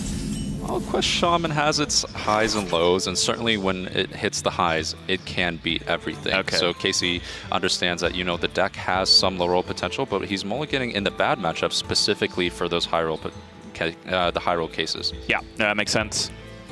Casey has had big words on several occasions today. We were talking this morning about the potential for Surrender to end this tournament as the highest prize money earner in Hearthstone history. We said the words, you know, this can happen for Surrender. You know, Surrender can end this tournament, overtaking Tyson Tom. And Casey just looked up and went, no, he can't. We're like, what do you mean? He's like, well, because I'm going to beat him, which is exactly what ended up playing out. Yeah, Casey backed up that claim indeed, and here he is facing off against Lyon here. Game 1 looking all right. It's not the ideal hand from Casey, but certainly Desert Hare and evolving into 4-drop, just a contested board, is something that Casey needs to do at this point in the game. Yeah, and getting 3-5 with upside, very limited upside when you're a Shaman, but upside nonetheless is a very good outcome off a 4-drop. You're averaging 3-4 in that position, so above average roll to pick up that 3-5, and actually a very important break point to get the 3-5 in the way that the board is currently being contested. And a bit of a tricky point from VK Lyon. She's able to go for something like more arms and tack on the Beaming Sidekick along with that to protect her injured Blade Master, or potentially she could go for setting up the High Priest Amit this turn. Quickly. A little bit of indecision coming out here. Mousing over the Psychic. As the rope burns out, I believe she has to make a decision soon. I feel like she's going to commit to the injured Blade Master this turn. Or the injured Tolvir this turn. Yeah, certainly looking that way. Gives herself the value trade over this Diseased Vulture on Casey's side. And then just going to flip to a 3-6. I think pretty solid use of resources. And making sure to play around Casey's potential Sandstorm Elemental, clearing her one big threat here. Yes. Like that she, in doing the full commit, is also protecting her board state and her follow-up here with High Priest Amit. Light Warden, in theory, is the perfect pickup here, but it would indicate the 4th minion on board alongside that Amit. But Lyon does have the opportunity to just throw away a 1-2 here to continue to play around Mind Control Tech if she would choose to. But it's always, you need to evaluate against Quest Shaman about playing around Mind Control Tech as Priest, because sometimes you can just take the line of like getting the Mind Control Tech out of the way in a position where it's not necessarily bad for you. But I think here Lyon can continue to play around Mind Control Tech quite effectively for some time still. Right, I mean, the question is how significant in the matchup is this 1-2, running it away, and then having the Light Warden be an extra threat on the board seems fairly good already. Lyon making the trade. Ooh. Well, now the decision point comes up again. Is she willing to play around the mind control tech? Does she feel like this board state is enough for the moment? Quickly. I feel like a lot of cases, players tend to rush this matchup. You actually have a lot of time on the priest side. As soon as you land, let's say, a Divine Spirit and tack that onto the Amit, it's very difficult for the Shaman to make a comeback without the generation of random spells here. And speaking of generation, Casey finds himself that Plague of Murlocs. I believe it's 1 in 11 for any individual Shaman spells, so depending on how many outs you feel like Casey had in that position against that board state. There is something going on today, Sottle, with Murloc Tasty Fin appearing Yes. on the Shaman side of the board. On top of that, I believe the Sludge Slurpers are still remaining in the deck as well. I must consider. Yeah, we've seen the Evolve outcome on multiple occasions just hit the 4-drop Murloc Tasty Fin with 2 Sludge Slurpers left remaining in the deck. We saw in Pheno's series kind of some difficult decisions on whether or not to silence, allowing that Tasty Fin to pick up those Sludge Slurpers. Enormous value card in either version of the Shaman if you can evolve into that and pick up both of those Murloc draws. I think diverts from the main point is that Casey just very much had his bacon saved there by that Plague of Murlocs off the Spell Lackey. You know, considering it 1 in 11 for an individual spell, you also then have to multiply that by the chance of getting the Spell Lackey off the Sludge Slurper to begin with. Right, and for VK Lyon now, the plan becomes more and more clear where she's going to fight for board for the next few turns, but eventually she is going to find... She's going to need to find the Divine Spirit, the Inner Fire, and just go all in on setting up, let's say, a 2-turn lethal. Yep. 1 Slurper remaining for Casey. That will complete the quest here. It's a very big deal, as now Casey, hitting the 1 mana card, is able to finish the quest, hit the hero power button, clear the board with the Sandstorm Elemental. In effect, locking out the board state from VK Lyon. Yeah, and with Ahmet already played, that is one of the big recovery mechanisms, if you want to look at it like that, gone from the Priest. Because once Priest loses board, they don't have any real way to climb back into it apart from Pyromancer, which, you know, very quickly scales out of the game. So sometimes the only way they can get back into it in a position like this is just to dump Ahmet onto the board with every minion that they have and just create such overwhelming board tension that the Shaman can't fight back against it. But with Ahmet already gone, it looks like Lyon's hopes are becoming quite slim in this matchup from here. Right, and for Casey, there is just one singular threat. Casey taking it slow here, but I'm sure he'll be trading the minions in to make sure that Lyon doesn't automatically have, let's say, a 2-turn setup with the Divine Spirit and the Inner Fire. Right. So heal here would go to 7, Divine Spirit Inner Fire would still push 14, which I guess technically isn't a 2-turn setup in this position. But any comeback in this position for Lyon was going to start with this Bonsandi off the top. Both Clerics still in the deck now with a Circle of Healing. Huge turn. I'm kind of liking taking it slow here and potentially setting up a huge circle play next turn with double Northshire Cleric. Is value always more important than tempo here? Because she could also do the complete opposite and take a big tempo turn with Inner Fire to kill the 5/5 and then Circle of Healing to re-heal, just to completely dominate the board again. Well, I mean, she's been granted the ability to take it slow here, right? Because Casey went for Barista Lynchon on That's fair. Yeah, very fair. His turn 7. Hey, I got you, friend.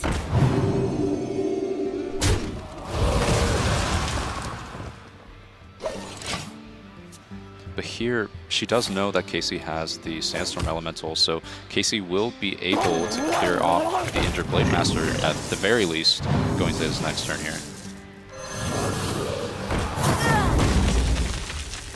Finding a Rush Lackey as well. Alongside this Witchy Lackey, might be able to get a high enough attack minion to be able to rush into that 7/5 and take it out. Seems fairly likely. Casey going to make the value trade, and oh, he's actually going to evolve here, hoping for... Ooh. It's not the one he wants, but he does have a second Lackey, so there's another shot.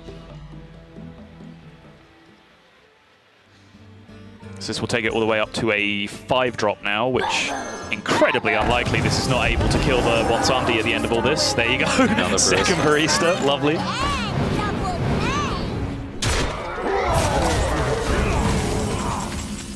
Oh, That is a huge draw. I didn't have the time to get the words out. I was going to say, Lyon found the card she needed on the previous turn with the Bonsam-D, but now it's a Pyromancer draw that's required.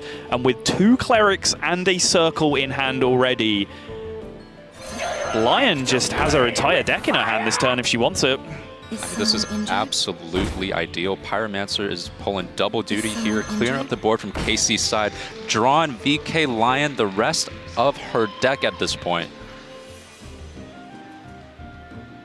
Cards haven't even started being drawn yet, and the crowd already love it. I mean, we've played a little bit of Priest in this. Yeah, meta. we know how this works. We know how this works.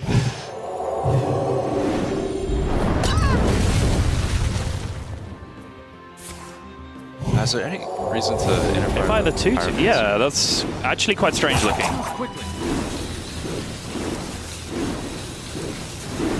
Interfire on just any opposing minion just seems better in that situation to me, right? Yeah, it certainly looked that way. Or at least, I mean, you could interfire your Northshire Cleric as well. Oh, yeah, good point. Good point. Good point. Yeah.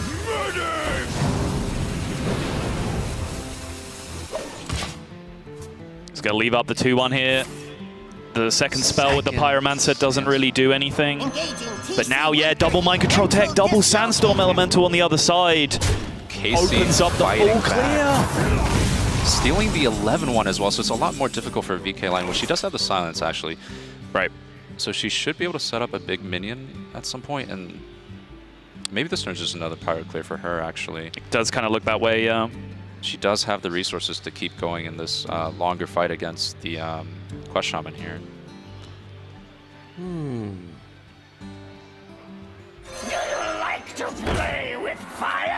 This is approaching critical mass now for Lyon. This is her hand at this point, and this is what she has left to win the game with. An Armet from either of these Psychopomps could be absolutely enormous in this position. But as Sam was saying, she is just looking for a position to just make this one huge minion in play that cannot be answered from Casey and just try and threaten lethal with it. Oh, the Armet didn't even die. The Armet didn't even die. I'm stupid. Yeah, it got transformed. Life is an outcome. So for VK Lyon, there are still high health minions, and she does have the Nephroset Ritualist, right? So, yep. What is that remaining card in her deck here? It is going to be... It's the second Divine Spirit, right? Yeah, and that means she's basically working with what she has in hand here. No injured minion to actually put back onto the battlefield.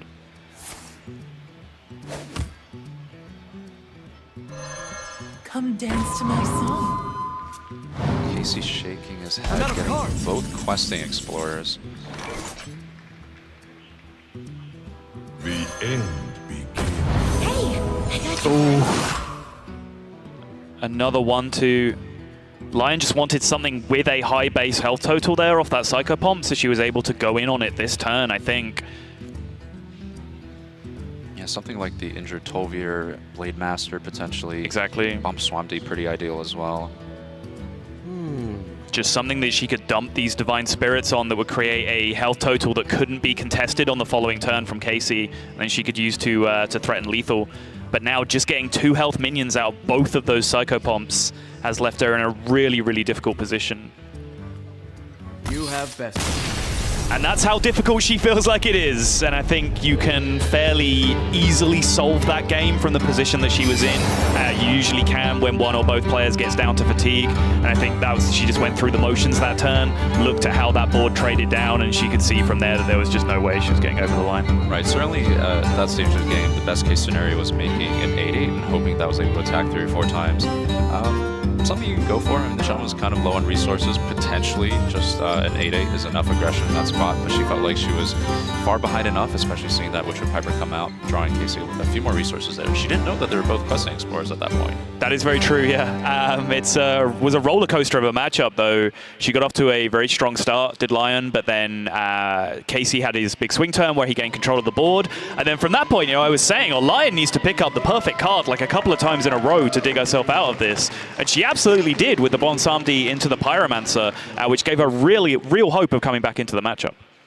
Yeah, but unfortunately not enough in the late game there. And like the Plague of Murlocs, like what a card. Coming down to stop the initial Amit, and then even then like ending up affecting the res pool. So very swingy, and it's just Quest Shaman able to pull out some of those key tools from the Lackey as well there.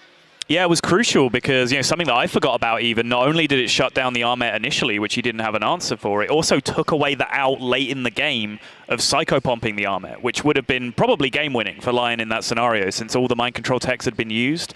So if you got an Armet off of one of those psychopumps, you can see why, like, when Priest was a much bigger threat in the metagame, when people were teching for Priest as opposed to teching for Shaman, you saw more things like Earthshock and Plague of Murlocs being played in the decks, right? Right, absolutely. And Casey getting a win in with his trusted Quest Shaman here. I think Casey was basically fully confident in this deck, even going for it in the first pick, knowing potentially it has a bad matchup of Priest, proving again why he believes this deck is so strong.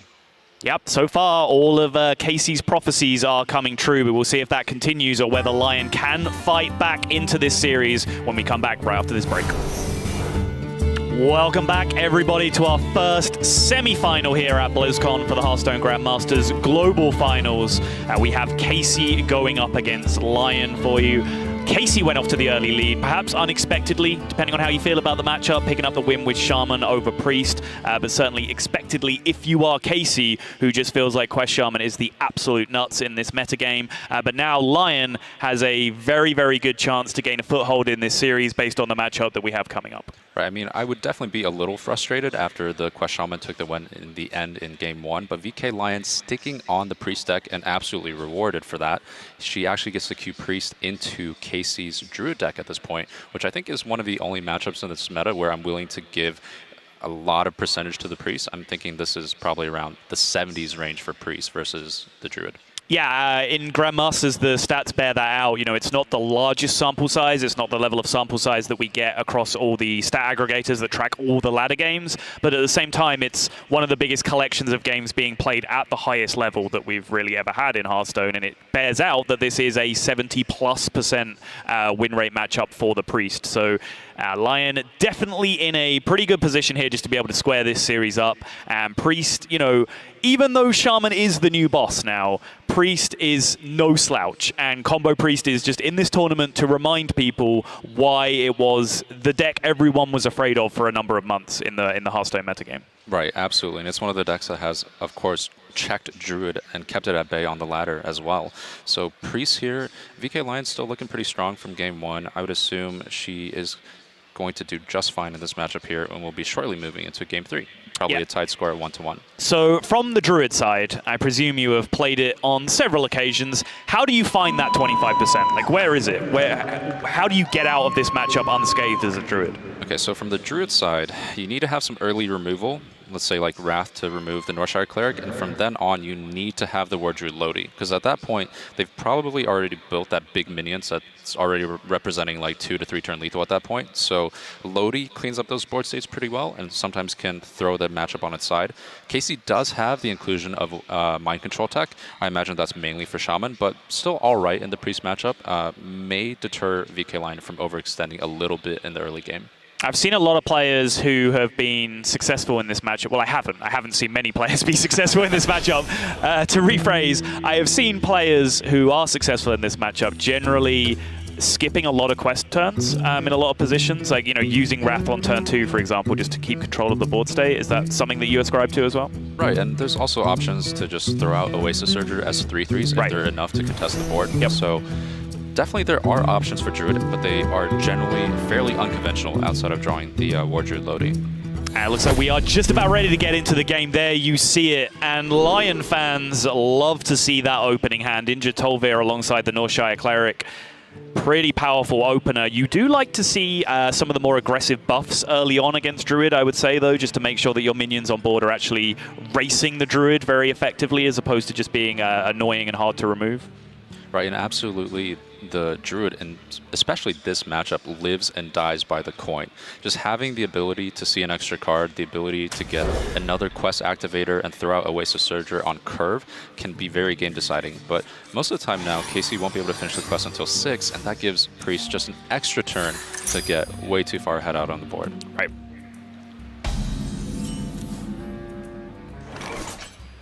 All right. There's some higher aggression for Lyon with the Light Warden.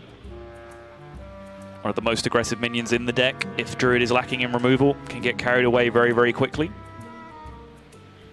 And for this hand, I am a fan of going like Light Warden and Baby Sidekick. Then curving that out into the Tolvir, Northshire Heal. Yes. I would tend to agree with that as well. Lyon, though, looks like she's going a different way, just consolidating this clerical board as quickly as possible. It does seem the curve is just more natural the other way, right? Like, either way you play around the Wrath on turn 2 from the opponent, but the fact that the Tolvir is coming down next turn into the Cleric heal does seem to make it more appealing just to have the Light Warden in play first. Right, so prioritizing the Cleric is basically prioritizing the card draw. Going for Light Warden is prioritizing the damage instead. Sure. Behold, jewels of the sun. Ooh. Already picked up. Are we abandoning the Light Warden plan at this point? The downside of playing out the Light Warden in the heal is that you play into one of MC Tech, which I'm sure is not that scary at this point. The upside is you develop some more damage, you get extra cards, you push a little bit further. I must consider. Is Lyon going to be mindful of the MC Tech? Choosing to heal first, unlikely to play the Light Warden now as a follow-up. Well, she could have still played around Mind Control Tech and just made a 10-10 this turn, right? That was an option. I mean, I certainly think the Fork and the Rogue leads to playing into MC Tech and playing the Light Warden along with the heal.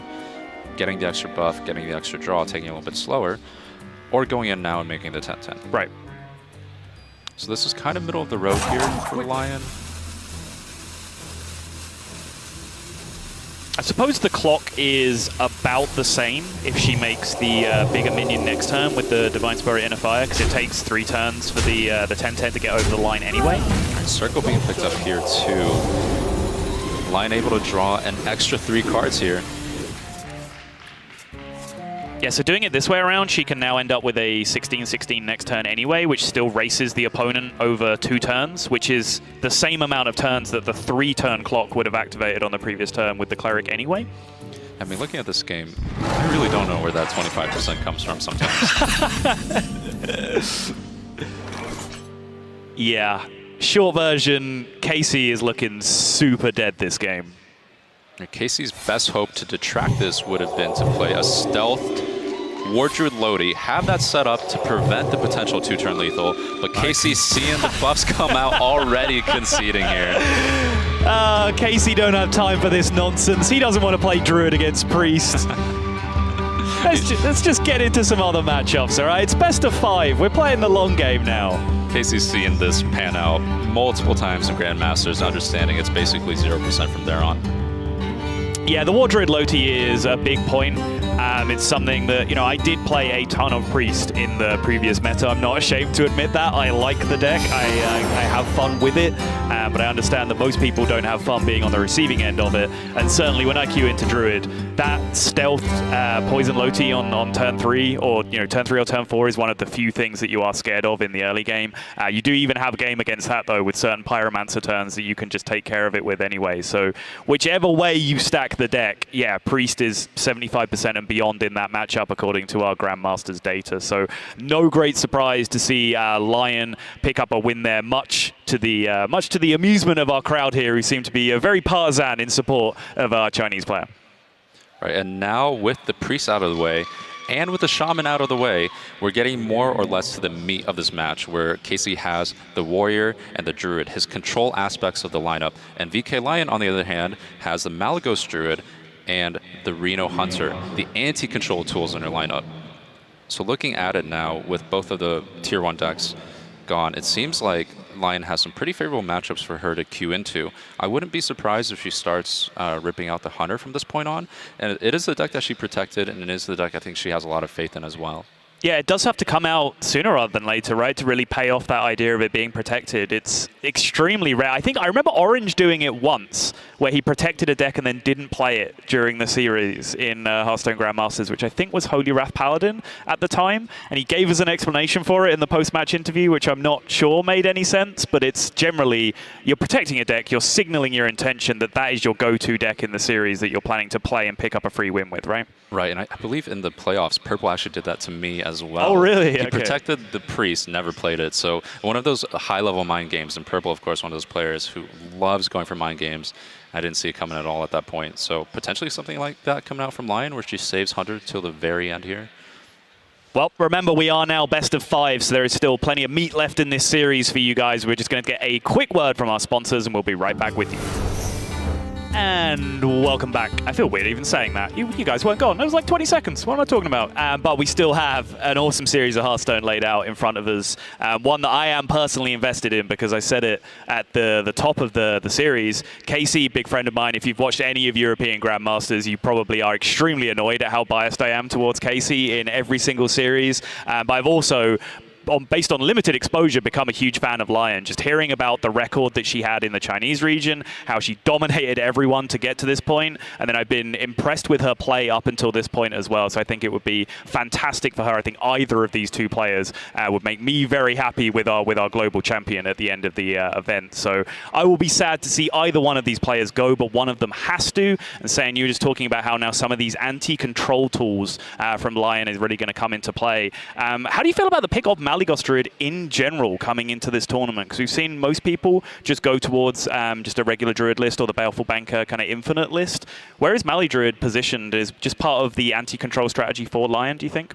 Right, so I think the Malygos Druid gets a little less payoff in this meta. Because of Doom in the Tomb, the Druid does have the additional tool of Kun the Forgotten King. So there's a lot of armor gain in the mirror. And in the end, Malygos Druid only deals, let's say, 40 to 56 damage on average, which means sometimes... It sounds hilarious. Only 40 to 56 damage on average. Sometimes the games pan out in a state where the other Druid has had board control the entire time, and then with double Kun and a Ferocious Health, they can easily stack more than 50 effective health at that point.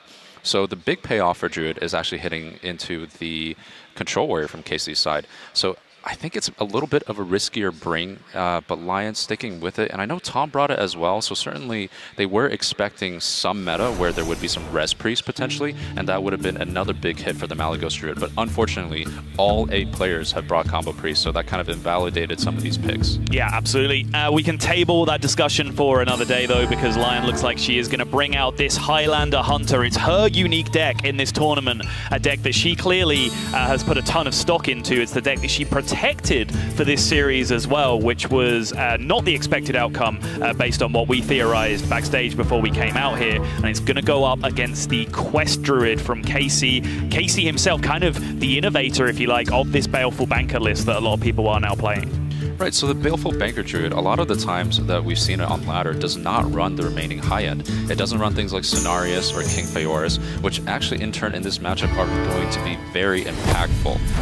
The fact that the Baleful Banker Druid doesn't just wait to go infinite and kind of keel over to the Hunter pressure, instead it has tools to fight back now. So I expect the matchup to be a lot more even. I guess the flip side of that is that they are very expensive, clunky cards that you can be punished for by the more aggressive Hunter if you draw them early, whereas when the deck is more thinned out, they're playing potentially more removal options like Bees, which can interact favorably in the early game. And Casey certainly has cut a few of the anti-aggro tools, right? He has one MC tech, but in favor of that card, he has cut out one swipe as well. So his removal options are fairly limited going into the early game. Pretty strong looking curve here for Lyon as well. One drop into Secret, into Masked Contender. About as good as it gets early on. Did we see this as a full keep, actually? I did not see, actually. Potentially we were only brought in after the mulligan, but Shimmerfly, Snipe, Masked Contender. I mean, Contender being a very strong drop as well. sometimes you don't get to pick what secret you want, so keeping just one to make sure the contender is active, one that's fairly likely to not be procced is good enough, I'd say, in the spot. Yeah, almost certain, right? Because Crystal Merchant is the only card that could come down this early, and it's ridiculously unlikely that Casey is going to have the curve where he's able to coin his quest on 1 and then innovate his Crystal Merchant on 2, which is the only thing that would walk into that snipe and not get mask contended. Right, and now Lyon, another decision tree here. Zephyrus has quite a few good options in this matchup, Hunter versus Druid. You can play it out early on turn 2 for Wild Growth if you have a very mana-heavy hand, which she certainly does not at this point. Right. You could play on turn 5 to get the Savannah High main to curve out later on, or you could hold it for removal, potentially even go as late as finding the Tyrion further out into the game. But I believe the Hunter's curve is already pretty good. It has the Ragnaros Call, the Wild Zul'jin. A lot of the times I'm looking for a little bit more of an early impact. And here, because her hand is not so mana heavy, she goes for the Animal Companion instead.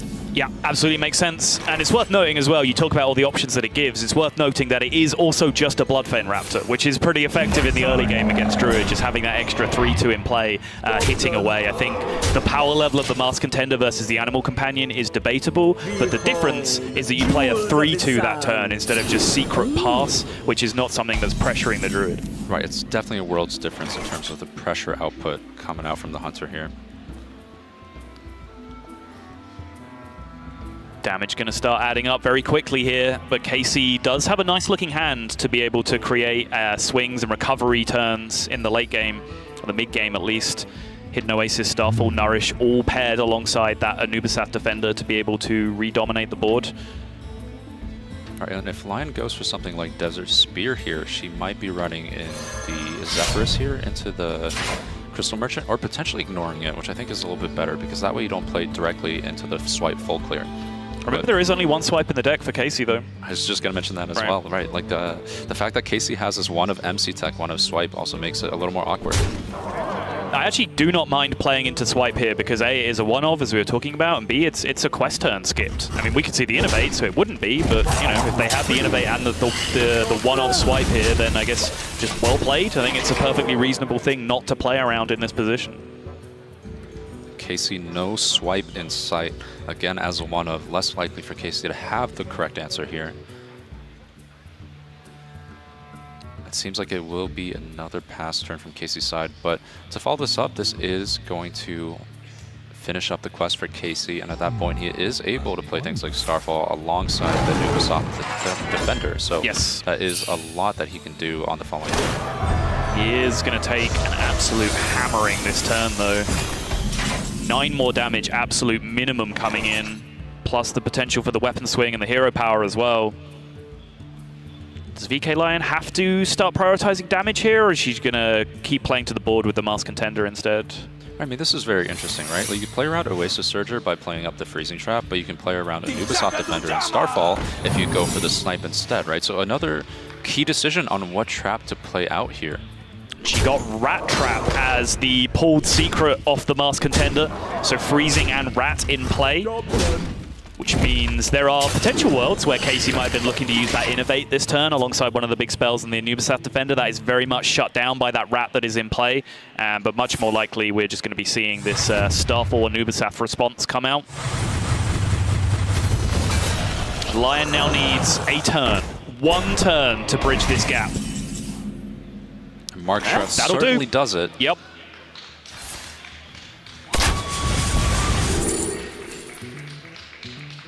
Deadly Shot, not bad. Tracking to pick up potential damage. The Zephyrus has been used, so it would really only be the kill command.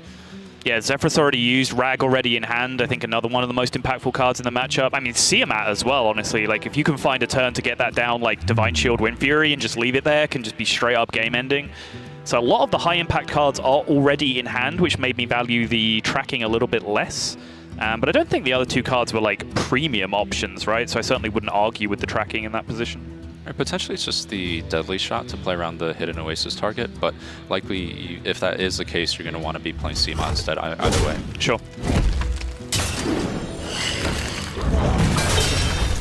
Loti, I guess, is the other argument for a Deadly Shot, maybe, but that's kind of planning for the game to go longer, because Loti is really not something that's relevant in the current game state. So it would be a long-term pick, and I don't think Lyon is too interested in long-term picks right now. She just wants to end this game. At this point, the Lodi would have to reveal itself, so no real need for the deadly shot there.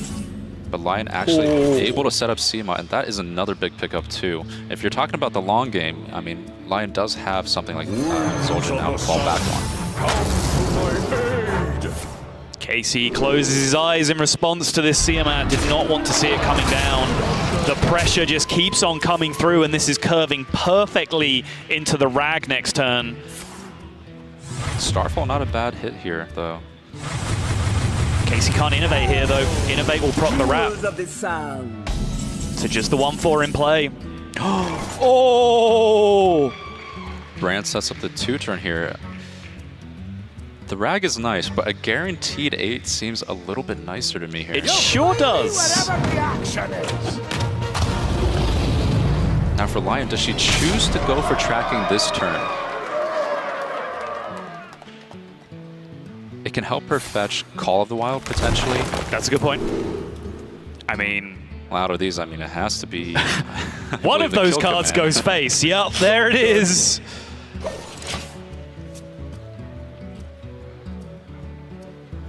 There is that Loti, but Casey is going to have a hard time doing anything effective this turn without playing into this rat trap. The Loti is huge because it's his answer to that 8-8. But when he's at 8 himself, he needs to be in a position where Rag isn't threatening lethal on the other side. I mean, we can see that's the case. Casey might, you know, very much decide that Rag is not a card he's beating here, and I think he might be right in doing so. Casey, for sure, at this point, is more or less that there are certain late game tools that he's just praying are not in VK Lyon's hand, because he really just can't afford to be either of them. But here, Casey sees a very interesting spot where he's able to proc the Rat Trap, cycle the Wrath to kill the 6-6, and still kill off King Crush, leaving VK Lyon with simply the Dino Tamer Brand, summoning half on the board. The problem is the freezing trap that he has in play, though, is going to remove that Crystal Merchant from the board, which means this turn the board is going to end up empty with Casey at 8 health. The Rag shot has been lined up. If you haven't been following Hearthstone, I'm sure you know what Ragnaros does, and that means the game is ending. VK Lyon is now just 1 game away from finding herself a spot in the global finals. And certainly the Hunter deck putting out that consistent pressure, making sure the Druid was basically on the back foot the entire time. There were some impressive turns from Casey, especially procking the Rat and getting rid of it, but it just was a little bit too little. You can see some of the Lion's pride in the crowd there. Huge amount of support, and quite rightly so, for this fantastic player who's been on an incredible run. I said yesterday it was a Just Saiyan level undefeated streak, which she is currently on, as the man next to me did something very, very similar last year as he proceeded through multiple tournaments. We say without losing. There is the asterisk, because there was one double elimination tournament that we don't talk about, right? If you win the tournament, did you really lose at that point? And I think that is the real question. And Lyon, to continue that streak, does of course still have the potential to win the biggest of tournaments and end up with herself as the global champion. But before we see the conclusion of this series, we are going to have to take one more break. I'm sure you guys don't want to go anywhere, because Lyon is right on the cusp of the global finals. Welcome back, ladies and gentlemen, boys and girls, where we find Lyon a single game away from a final spot here at BlizzCon. This is the global finals here at BlizzCon 2019. And on the other side of that coin, Casey finds himself on the precipice of another consistent performance, right? And I don't want to phrase that as a bad thing, but it is very much the story that Casey has been faced with for many a year at this point, where he's a fantastic player. We know he's a fantastic player. He has an overall win rate which is unmatched by the vast majority of competitive players in Hearthstone. But he is just lacking those huge wins that really put him on a pedestal, give him that legacy, give him that Hearthstone level of celebrity that people know him as a winner. And here, another top 4 at the World Championship would just continue to bear that out a little bit. Right, and certainly we were framing that going to the final day here is it's a big day for Casey to break that curse. Like, what better way to do it than on the world stage here? But VK Lyon continuing to crush the competition with her Hunter deck. All that remains now is VK Lyon on the Malygos Druid its matchups are going to be Casey's standard Baleful Banker Druid deck, and Casey does have that edge in the Druid Mirror, but in the end, Casey, if we get to Game 5, will have to be on that Warrior, which the Druid does end up slightly favored versus. Yeah, that is bad news for Casey if he gets there. Casey is very confident in his lists, very confident in his matchup. So if you talk to Casey, he will probably say that that matchup is close to 50-50 from the Warrior perspective. But there is a simple fact that the Warrior cannot outlast the Malagos Druid in that matchup. It doesn't happen. The one thing that they have to do is they have Hakar in the deck. Casey has a Hakar in the deck, which can, A, put a clock on the Druid so that they're taking huge amounts of damage themselves and eventually dying. But more importantly, once more than one Corrupted Blood goes into the deck, if that happens early enough, that switches off all of the Highlander cards for that Malagos Druid from Lyon, which means Elise won't be able to be used, Zephyrus won't be able to be used, etc. That is the primary win condition. Right, in this matchup, because you're playing Malagos Druid, most traditionalists, and Lyon's list included, does not play the Zephyrus as well. So there's no real counterplay to Hakar. Once it comes down and gets killed off, the Bloods will be shuffled. So there's no answer in the sense that Zephyrus would traditionally offer something like Hex on the Hakar. Yeah, it can make a huge, huge difference. It's why we saw this matchup being played, or a similar matchup being played by Casey yesterday. We were talking about the importance of Shield Slam for Casey, to have to guarantee that his Hakar died in certain situations, to play around those transform outs from the Zephyrus. But you can see here in this Malagos Druid, no Zephyrus in sight for Lyon. Full greed version of the Malagos Druid with all the late game potential. And unsurprisingly, despite the fact that we're talking about the Warrior matchup, because we will theorize that the Warrior matchup is what this is going to come down to, Casey is going to choose to queue out his regular Quest Druid first. I think that is very sensible from Casey's side. Right, and Lyon getting the coin, meaning that she'll be a step closer to quest completion. Nourish in the hand looking pretty good here. And Druid Mirror is still, in the end, a Druid Mirror. And a lot of what that comes down to is whoever draws Nourish first is pretty far ahead. But if both players draw Nourish at roughly the same time, it ends up being that Casey's Druid deck comes out favored. And is it a pressure plan for Casey? Is it an attrition plan? Does he out-armor the damage? Is it a mixture of both? Like, how do you approach this from the Quest Druid side, the regular Quest Druid side? So the mid-game kind of boils down to the Druids removing each other's Oasis Surgers, etc. But in the late game, Lyon needs to take 2 turns to set up the Petal, the Florist, and that kind of stuff. And Casey on those turns is putting out King Fayors, he's putting out Cenarius and getting the damage in there. So Casey's plan will definitely out-tempo Lyon's in the later stages of the game. Lyon here already faced with decisions and options, innovating out Crystal Merchant on turn 2 to proc the quest. But potentially having that Innovate available with the Nourish as well can be powerful in the later turns. Chooses to just start drawing the cards now though. So an interesting decision. Lyon will be able to pick up extra cards from the Merchant, but the Innervate, because she coined out on turn 1, was also going to allow her to Innervate out the Nourish on turn 5 after quest completion. Exactly. So she definitely values the card draw now on top of the Nourish later on in the game. Yep. War Druid Loti conveniently slides into the hand for Lyon. It does solve a problem right now that she doesn't have a way of dealing with. Is it ever a consideration this turn?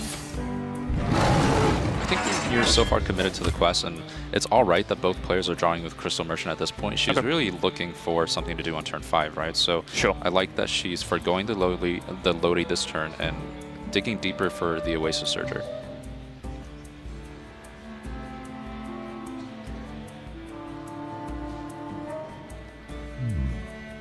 Debating whether to throw this damage into the 1/4 or not. Chooses to do so in the end.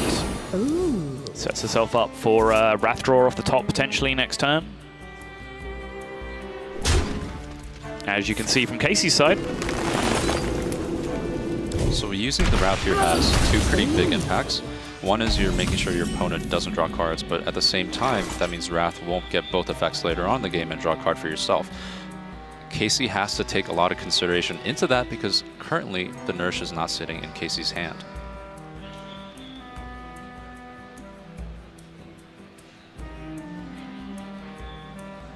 What to do? So now Lyon is going to end up with a slightly awkward turn 4 and turn 5 because of that Innovate usage, but she is 1 card deeper in her deck than she would be otherwise because of it. Casey looking like he might have an opportunity to at least pull ahead on some tempo over the coming turns. But as Sayan has been mentioning, that Nourish in hand for Lyon is still currently a massive advantage for her. Right, and I like Lyon taking it slow here. I think killing off the Crystal Merchant with Wardrobe Lodi now would be an overreaction. And also, it hedges against the potential of bricking on the next draw as well, right? If you don't find the Oasis Surgery, you can at least put down the Wardrobe Lodi on turn 5. The hero power when face that turn, I think, instead of going into the minion after she'd attacked it on the previous turn. Was there ever a reason to attack into the Crystal Merchant that turn when potentially swipe was something that you were using on turn 5? There is some merit to setting it down, but certainly, I mean, the hero power is gone now, so we're never going to be able to hero power right.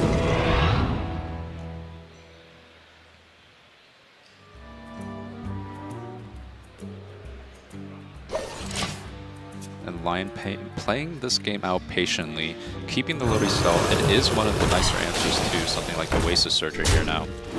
Ooh. Yeah, you can see the way that Lyon has played this out has worked out perfectly for her. That one attack that did go into the Crystal Merchant and the one attack that didn't has left it at that perfect residual 2 health where she has maximum options this turn.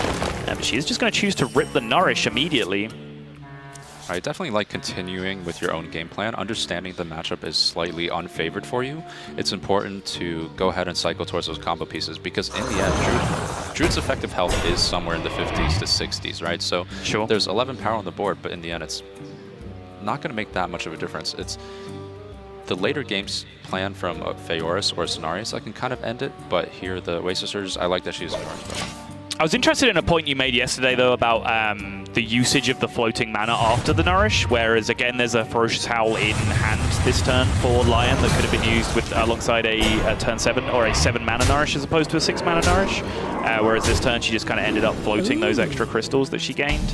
But she didn't really have an efficient way to spend all her mana that turn regardless, right?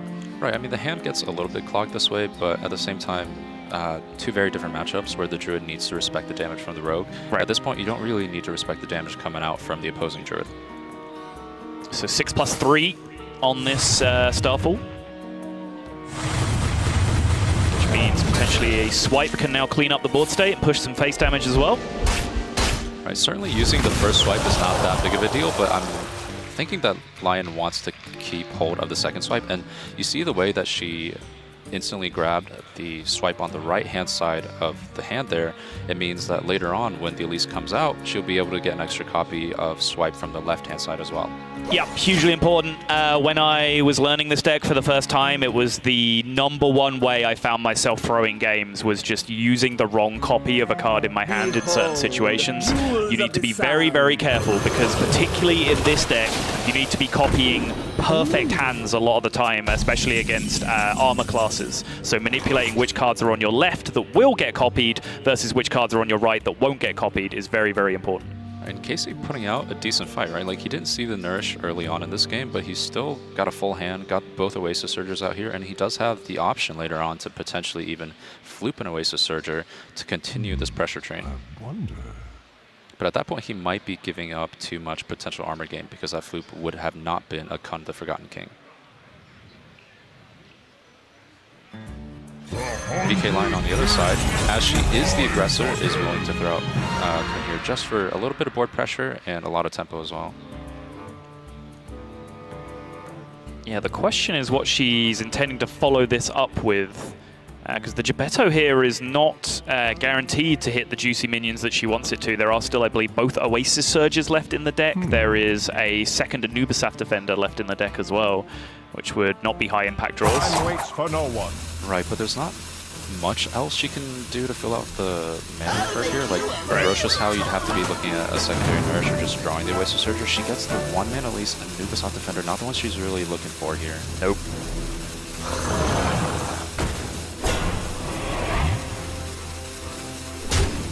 Choosing to reveal the Loti in this situation. There is that single copy of Mind Control Tech in Casey's deck. Therefore, if the Mind Control Tech comes down and steals the Loti, you want it to be visible so that you're able to take care of it on the opposing side. Certainly, Casey gonna go ahead and let the MC Tech rip here. Engaging TC-1. Gets the Loti. Screen. Locator. That's a big deal because now the Wrath can also remove the 6/6. Yeah, but it does reward her decision to attack with it on the previous turn, because now she does have control of being able to clear it out. Very, very big difference from leaving it stealth there. So it might look like a bad outcome for her, but it's one that she planned for and one that she was able to mitigate to the best degree that she could. Right, Casey here mounting up a decent amount of board pressure at this point. Lion's hand looking a little dead. We're looking to find maybe the second Nourish. Potentially Wrath is all right here as well off of the Ferocious Howl. Starfall playing defensively, but not really moving towards her final game plan too far. Right.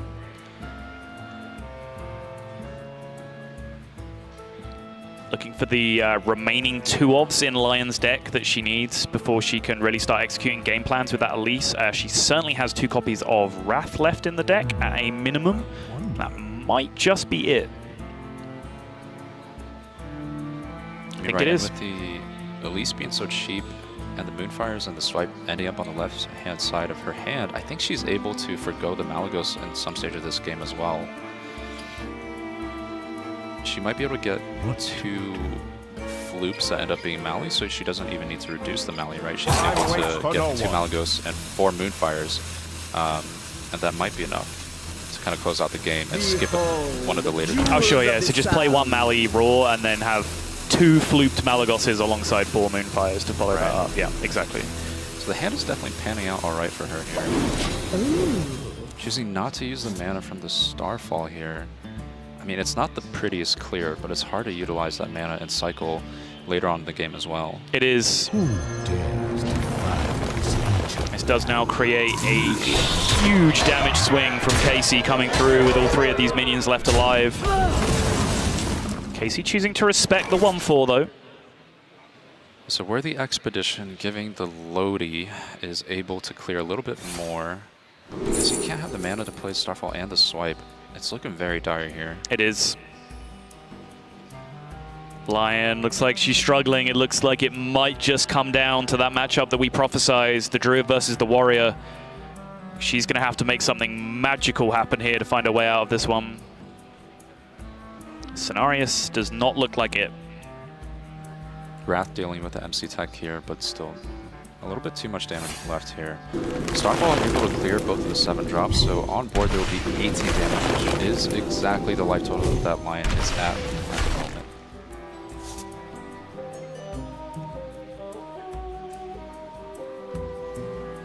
In order for her to continue on in this game, she would have to expend both of the Moonfires, and in essence that would be game over already. Yes, exactly.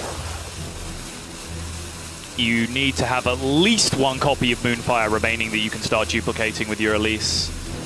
Using both of them here would essentially be a concession. Leaving 18 damage on board is certainly a concession. The Lyon's going to make Casey go through the motions here and make the attacks, and that is now going to square this series up at 2 games to 2, Sam. And it is going to come down to a Game 5 in our first best-of-5 series here in the semifinals. Yeah. Casey tying it up. Last matchup, Warrior versus Malygos Druid. Yeah, and this was a matchup that we saw played out in Grandmasters multiple times and was supposedly borderline unwinnable for the Warrior. Things have changed significantly since then because essentially Masters Tour Bucharest happened, and now suddenly Hakar is just the flavor of the month card that is coming into all of these decks to be able to fight back against a lot of the N'Zoth decks on the other side, and also the Shivala Paladins and the Malygos Druid, giving yourself certain outs against them that you don't have otherwise. So that Hakar really does change the equation for Casey in this matchup.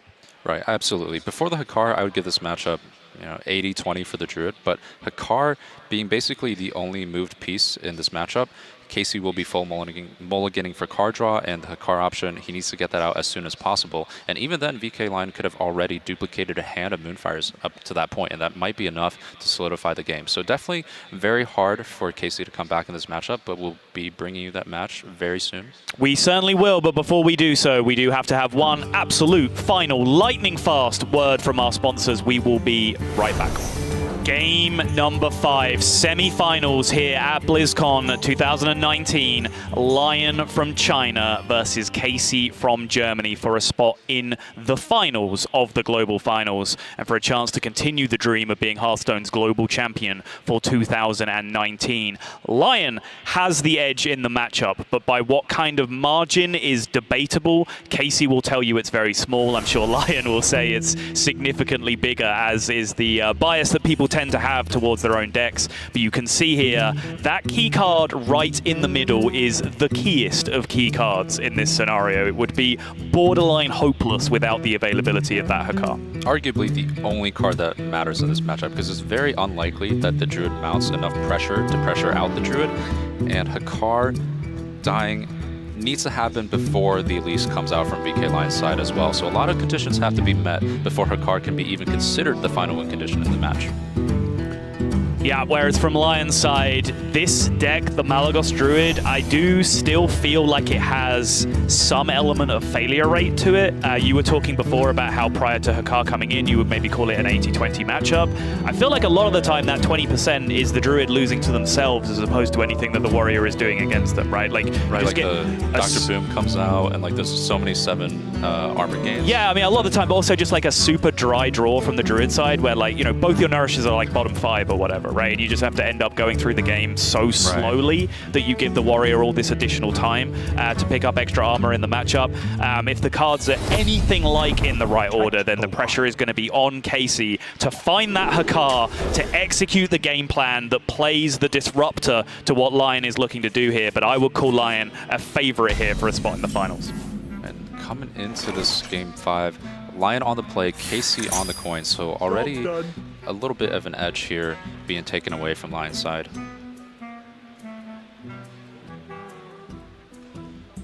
Lyon does have some cycle available though, which is important.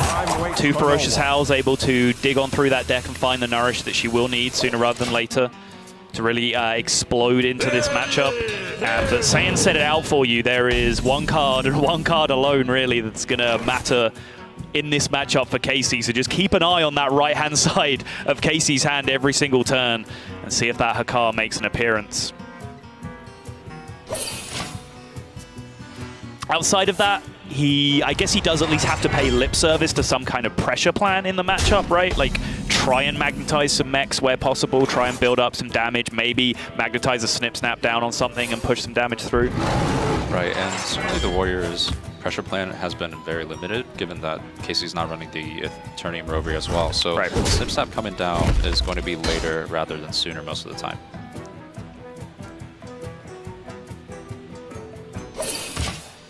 And Lyon taking it slow, making sure that she's getting all the hand reads that she needs, jotting down the notes, as this is the determining game remaining in the semifinals. So now Lyon can begin to cycle, start to dig for that nourish. That gives her a pretty ideal turn 4 in the scenario, with the Worthy Expedition filling the one more available mana, I guess we could phrase it, alongside the second Ferocious Howl. And off a Worthy Expedition, we can find the Nourish that will fill out the next turn for her as well. Yep. Potentially Oasis Surge is not bad either, something I would instantly pick up, I think, for Worthy Expedition as well.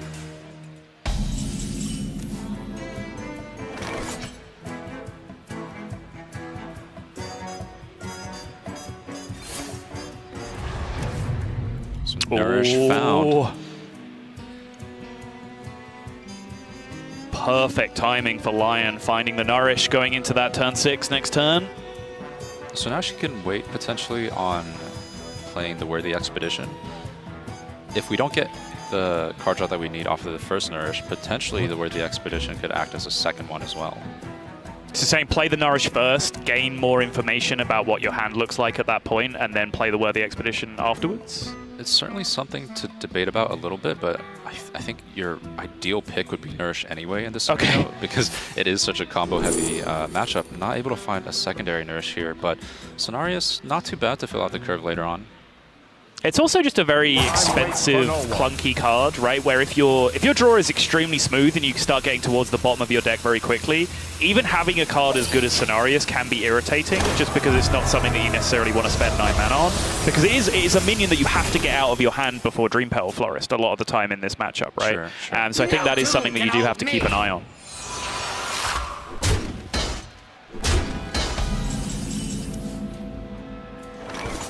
Watch Casey's reaction.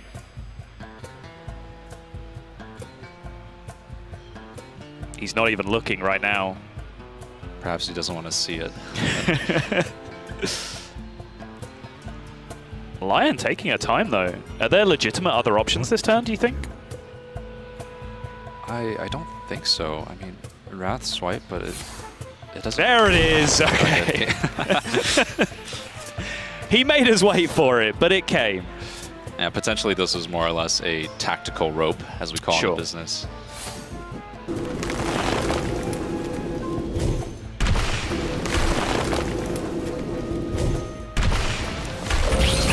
Oh! Defender coming out as well. Not a better card in the deck this turn. I think that's what the rope was actually about for Lyon, was just the implications of what Nourish meant for her going to 10 cards. You know, will I end up having to burn a Moonfire or burn an Innovate to not overdraw in the situation? But finding that one extra cycle off the Wrath into the Anubisath Defender was the nuts for Lyon that turn. Right, absolutely agree. So we're definitely considering hand size issues there. Casey, turn 5, pass basically. Oh, there was just 2 in a row. I mean, what are we getting so excited about? 2 Innervates, 2 Anubisaths. My deck is looking a little stacked in this case. Can we get a reshuffle, please?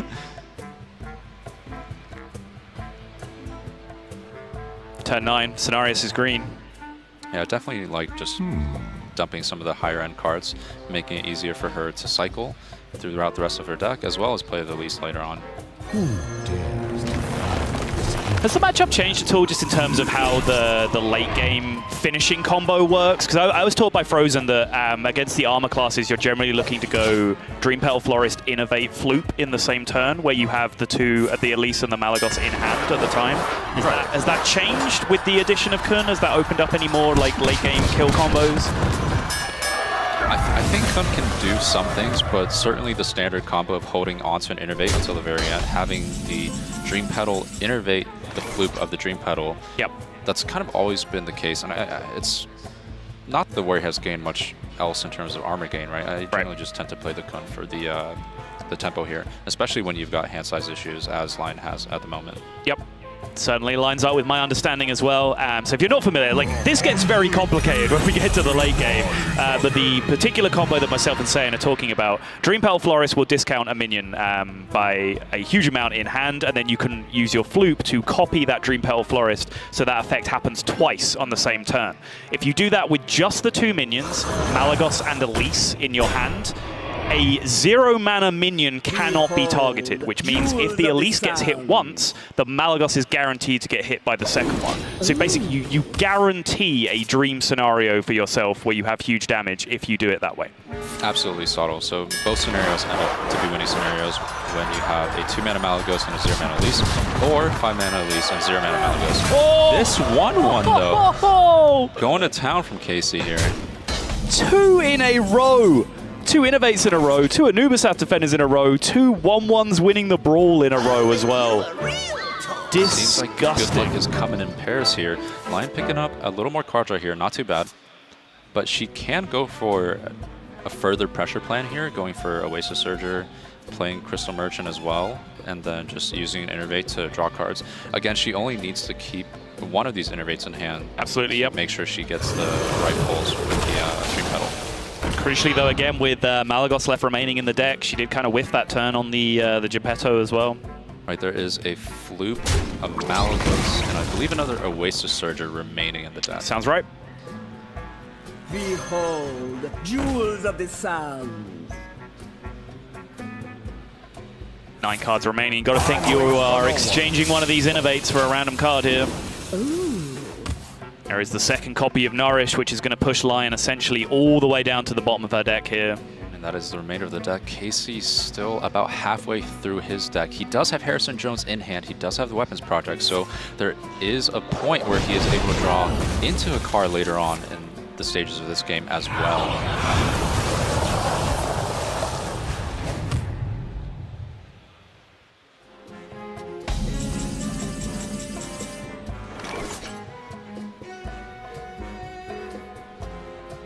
Currently 9 cards in hand for Lyon, so she does need to do some accounting here before she can rip that second Nourish. Malygos and Flute both still in deck, so she can't afford to be burning cards right now. This could just be a turn to dump the 2 Starfalls out of the hand. Starfall being able to be played on an empty board and then go for card draw later on. She is delaying it by a turn, but it seems like it's going to be awkward and she's going to reach an awkward conclusion with this hand no matter what. Yep. Strange interaction, because, you know, when you cast Starfall in the upgraded Druid form, you do have to target something with it, but I think, you know, the idea being they don't want the card to have any downsides versus what it would be in its natural form, so they give you the ability to be able to cast it on an empty board as well. Casey digging deep now for 3 draws. Car, as well as the Shield Slam. And I do say the Shield Slam is important here because it means he's able to kill it off immediately and get one step closer to the Bloods being shuffled into the deck. 57 total effective health now for Casey. Is there a point where he gets out of range of the maximum possible damage? It is looking a little scary on top of the Dr. Boom there. And Lyon only has 1 remaining Oasis Surger, so there is potential, I believe, for Casey to make his way out of range.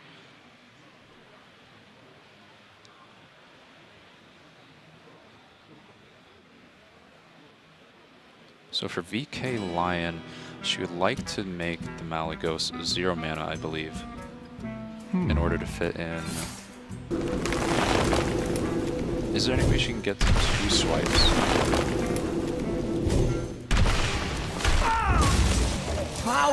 Potentially the 0 mana Malygos is able to do that? Yeah, if she's able to create a 0 mana Malygos and then duplicate it, then over multiple turns she could then play double Mally, double swipe 4 Moonfires, just based off 1 least duplication.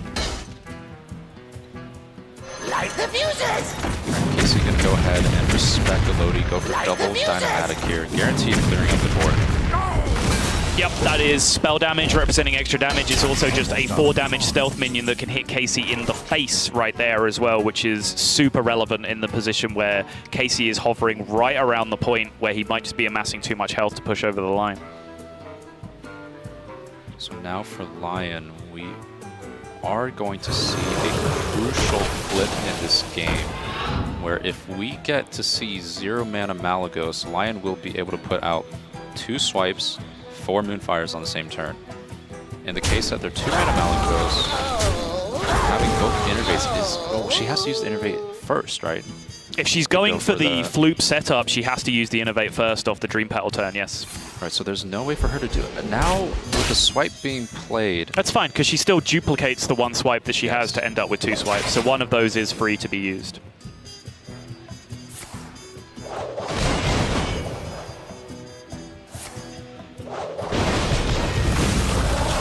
Part 2 defender will not be making an impact on this game.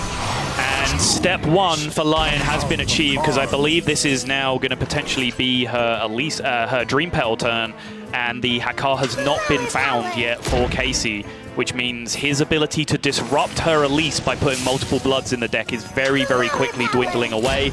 There you see the double Dream Petal roll. We'll see where these go. No reduction in the hand. Oh, 0 no mana shield Mally. slam. 0 mana Mally coming out. So now, 2 Mallies, 2 swipes, 4 Moonfires. That's 6 spells total that each have plus 10 spell damage. That's 60 damage just in spell damage, plus the cost of the spells. That's 72, I believe. 16, 32, 44, 76, as each of the Moonfires is going to deal 11. 6, okay. I'll take your word for it. So unlikely right. for Casey to get out of the range. I didn't count one swipe. Yeah, you're right. Potentially, if we had played a Dr. Boom slightly earlier, but now it doesn't look like it's going to be enough here. But the healing from the Cartoot defender, does that ever come into play?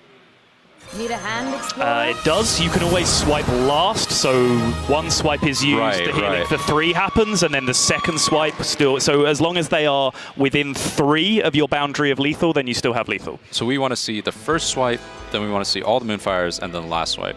Sure, yeah, I mean, if the first one isn't going to heal because it's only going to do armor damage, then that's all the better. She does have to wait a turn here to fit everything in because she needs to play 2 swipes in the same turn to have lethal.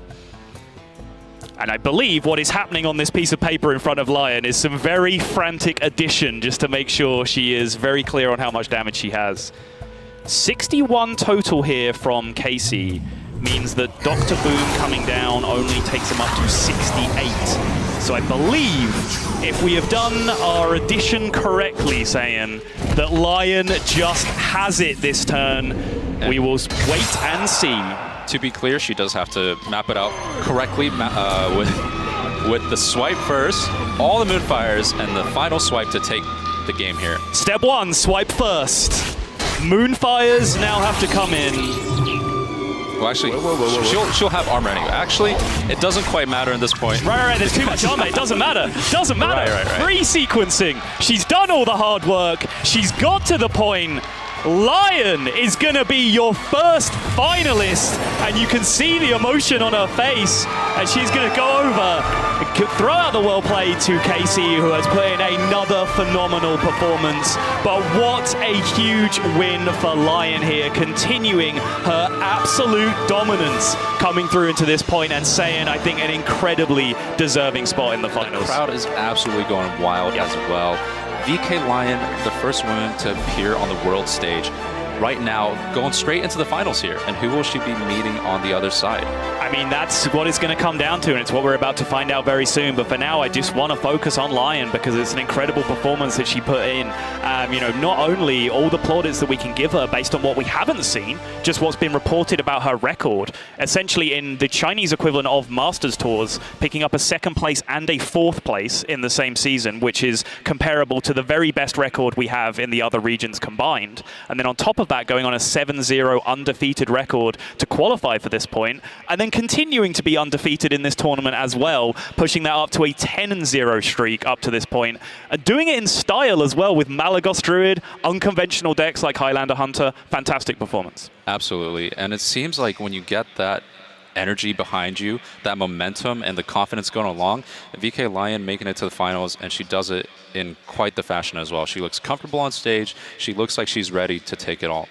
And speaking of energy behind her, it does seem like she's got the crowd's energy behind her. Can we hear it one more time for Lyon, please, as we're about to go into this 2nd semi-final? Thank you very much.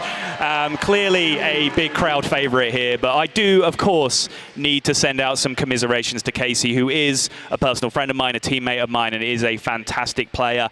I don't personally feel like there was anything in that series he could have done differently to change things. Did you spot anything that maybe could have turned things in his favor? He maximized health total, just wasn't in the books when it came down to finding the Hakaar in the end.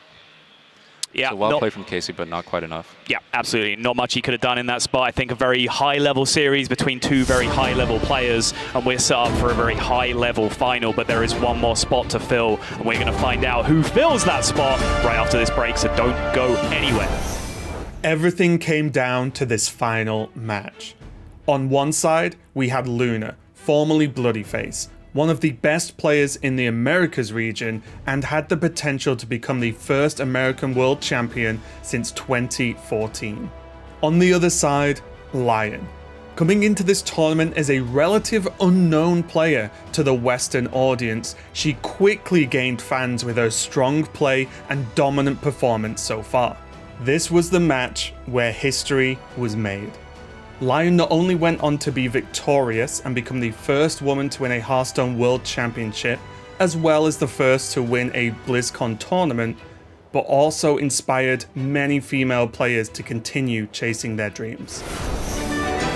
We are moments away from the Grand Finals here at Hearthstone's Grandmasters Global Finals here at BlizzCon 2019. And after 2 days of play, after months of qualification and years in the making, history is upon us. Who will be the first ever Hearthstone Grandmaster Global Champion? The answer begins now. let's go ahead and introduce our 2 players that's going to be duking it out for $200,000 and the trophy. The first, from China, the first woman to ever make it this far. Please give it up for VK's Lyon!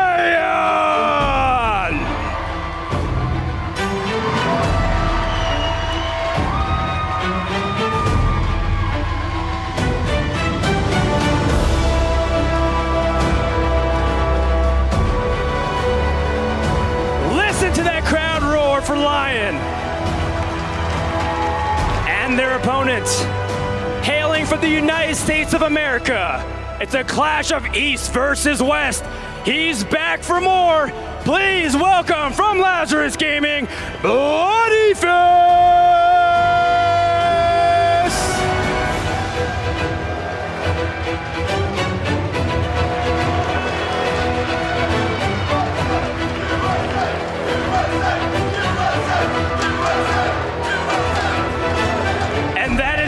Our final 2 competitors. Shake hands one more time. Winner takes all. Let's get this grand finals underway. Thank you, Frodan. I am here fully equipped with a microphone this time, and I'm joined once again by just saying, wait, what? Gallon's here? How did this happen? I don't know. I was just put up here. Who let you on the finals? This can't fly, honestly. You looking forward to being in your more comfortable seat, though, just being smart, analyzing some video games? The last series at the very end there, I managed to miss lethal while also trying to educate Hunter Ace on how to play Hearthstone. So yes, I'm very glad that I can now take his seat and tell people really how to play Hearthstone. Let that be a lesson to you, Gallon. Always believe the world champion. Always believe the global champion, as this one will be, as we're about to crown a new one here. And what a final we have. Either way, what an incredible story this is going to be. Of course, Lyon, incredible achievement. Trailblazer for her to be the first woman to make it to this level of a global stage and to have the opportunity to go down in history, just, across a wide range of esports, let alone Hearthstone, to be the global champion here. But also for Bloodyface, obviously you're probably more in tune with the Americas scene than I am, but to me, kind of felt like Bloodyface came out of nowhere a little bit last year and had this incredible year where he, showed up, performed multiple championship events, made it to Worlds, great showing there, and now he's following that up again with the chance to become the global champion here. I actually have had the experience of playing against Bloodyface quite a lot over the past several years. In 2016, we played at a spring playoffs in round 2, and just seeing his performance where he went from pretty much a name no one recognizes to suddenly one of the best in the Americas, if not in the entire world, as someone so good at Hearthstone. It's really cool to see. 2018 was his breakout performance, and he is capitalizing on that. He is showing people that he can do it again and again and again, and that is what the best players in the world do. They don't have one good performance. They have great performances year after year.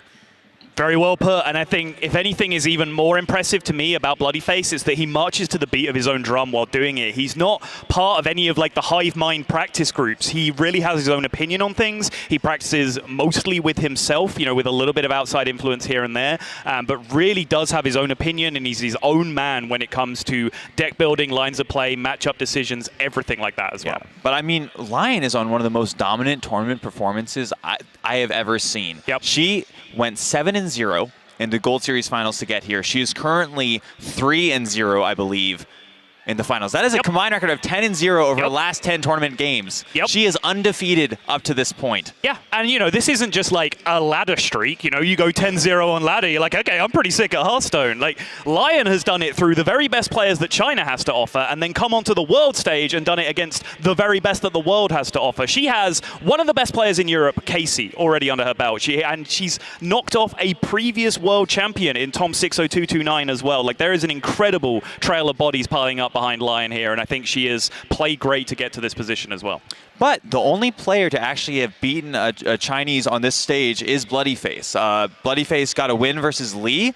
Maybe he can do it versus Lyon as well. He's the only player. Yeah, I mean, and that's, a big talking point in and of itself is that when we've come to this individual global stage, China has generally underperformed. We do have them as the current HGG champions, But in the singles competition, the representatives that they've sent here just have underperformed. They haven't lived up to expectations. So with a semi-finals position and now a finals position, with the chance to go one better, this is already the strongest performance from China that we've seen in a global final. And we're going to see Bloody Face on Druid in game 1 against Lyon's Evolve Shaman. We saw that before last game. Bloody Face took it. Yeah, it was just a very dry draw, I think, from Lee's kind of side. He didn't get any of the big power plays. He didn't have 3-4 drops on the board on turn 3. He didn't get a big 8 drop to blow out the game. It was just Soul of the Forest here, a couple of tokens there, Soul of the Murlocs. I do that every time. One time, I'm going to get the name of that card right. Soul of the Murlocs to make a board of sticky 1/1s. But it's not enough. You need that big, high attack threat to really pressure Druid out of the game, right?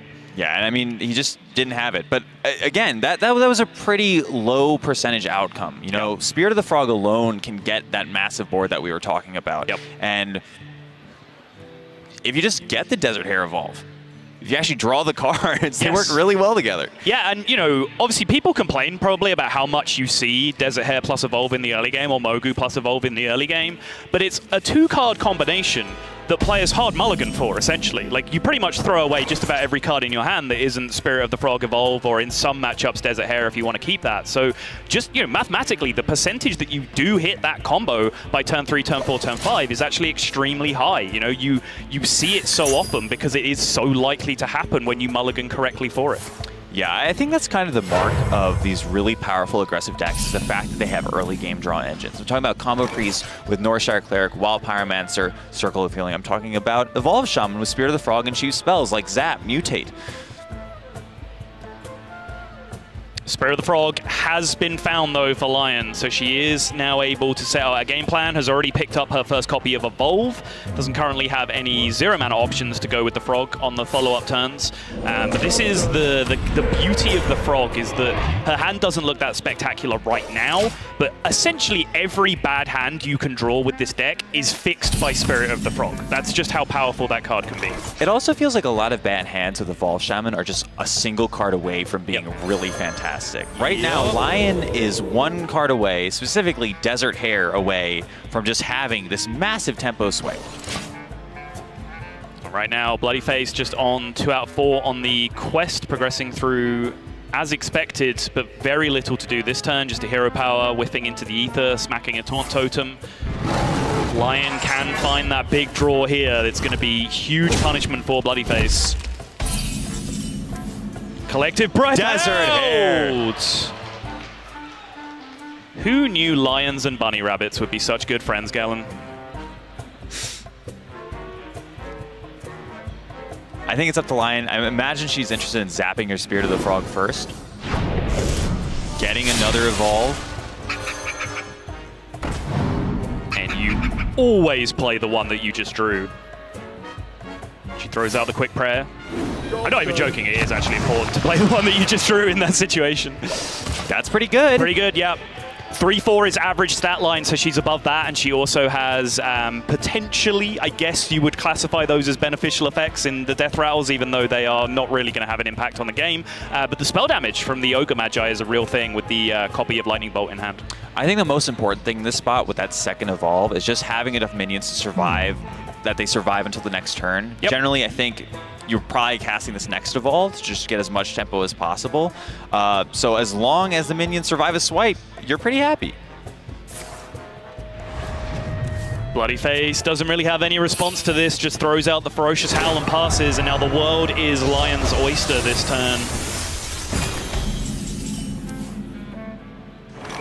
Does have that one Crystal overloaded, so Sea Giant is not an option here, but as Galen was suggesting, the second Evolve can be potentially powerful. Soul of the Murloc can come down alongside that as well. I did it. I said Murloc. I didn't say Forest. I'm so proud of myself. Sludge Slurper being able to be added to all of that as well. You don't even have to go for an Evolve here if you really want. It's not actually a huge upgrade. 4-mana minions are 3/4s on average, and then 5-mana minions is like 3.8, 4.7, which is obviously nonsense. You don't roll a 3.8, 4.7, but you can see like it's barely pushing that next full upgrade in terms of stat. Already, Lyon is just so far ahead from that second Evolve. Bloodyface can play an Oasis Surger here, but it doesn't really accomplish anything. He gets to clear the 5-5 and the 4-5. Sick. That doesn't do anything. Nope. Doesn't even reduce the board size. In fact, it adds to it for this Sea Giant that's in Lion's hand. But I mean, do you see an alternate path through this game, Gallon? I see very few paths through this game, Zotl. Okay.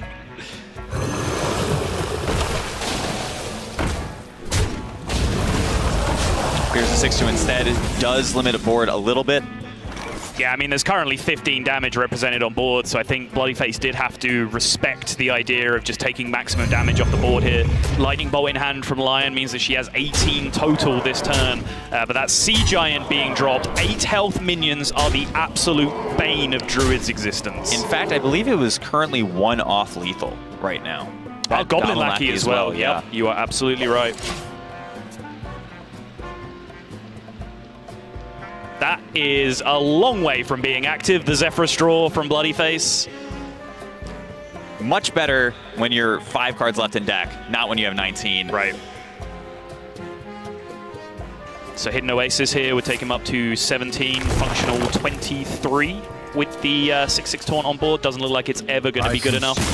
So Bloodyface does his due diligence, rips out the Nourish, does not find any magical solutions in his deck because there were none to that situation. So no great surprise. And you were talking about how the series you just got off casting, you kind of saw the anomaly of the Druid, like being able to get through the power turns from the Shaman, because the power turns didn't really happen in that previous series that you cast. I think what we just watched there was a much more prototypical example of how that matchup goes. Yeah, I mean, Druid is a deck that is going to struggle against any class that gets on board early. Nothing gets on board as early as Desert Hare Evolve, especially when you have those extra 4-drops in the form of Spear of the Frog or an extra Evolve because of that very good use of that zap on the Spirit of the Frog. So just great example of how to pilot the early turns. She managed to get to the second Evolve, upgrades first, deals a lot of damage, upgrades again, then Soul of the Murloc. Thank you. There we go. Yeah, very good. And well done. There's really nothing the Quest Druid can do against that. Right. I've always had this question. I had this question through basically every week of Grandmasters up until this point, where we kept seeing Druid get brought by just about every player. You know, 1 or 2 every week would leave it out. And then you start to look at the matchups. Like, it gets absolutely dumpstered by Priest, which is getting protected every series. The Shaman matchup really improved even before Desert Hare came into the deck. The Shaman match was being improved by people packing in Stormbringer, for example, to improve that matchup. So it felt like Druid didn't really have that many good matchups left, and yet it kept being brought week after week after week. I feel like that's a similar position here in this tournament as well. Why do so many people keep bringing Druid to tournaments like this? Druid is just very powerful against the slower decks in the format, I believe. When you have stuff like, or even decks that just don't fight for board early. So stuff like Rogue, which could often be brought into this tournament. Rogue is a deck that targets Priest and Shaman. Druid hard farms Rogue. Warrior is a deck that has a pretty good matchup versus Priest and Shaman. Druid is a deck that hard farms Warrior. It hurts my soul, Gallon, hearing the words Druid farms Rogue. Like, that's just not how Hearthstone's supposed to work. In fact, I'm so offended by that statement that I think we're going to have to take a break while I recover. We have plenty of this series left to go. Lyon currently 1-0 up. Grand finals of the global finals. Do not go anywhere. Welcome back, everybody. This is the finals of the global finals of Hearthstone Grandmasters here at BlizzCon 2019. Currently, Lyon has the 1-0 lead over Bloodyface, with her Shaman picking up the win in the opener against Druid. Still a very, very long way to go. If you've only just been tuning into day 1 and you've just joined us, worth knowing we are now playing best of 5 as we hit this elimination stage. There is still a long way to go in this series. I don't know about you, Gallon, but I think since we hit that switch to best of 5, like, we've engaged the NOS. Like, the series have got so much more intense since we've hit that best of 5 format.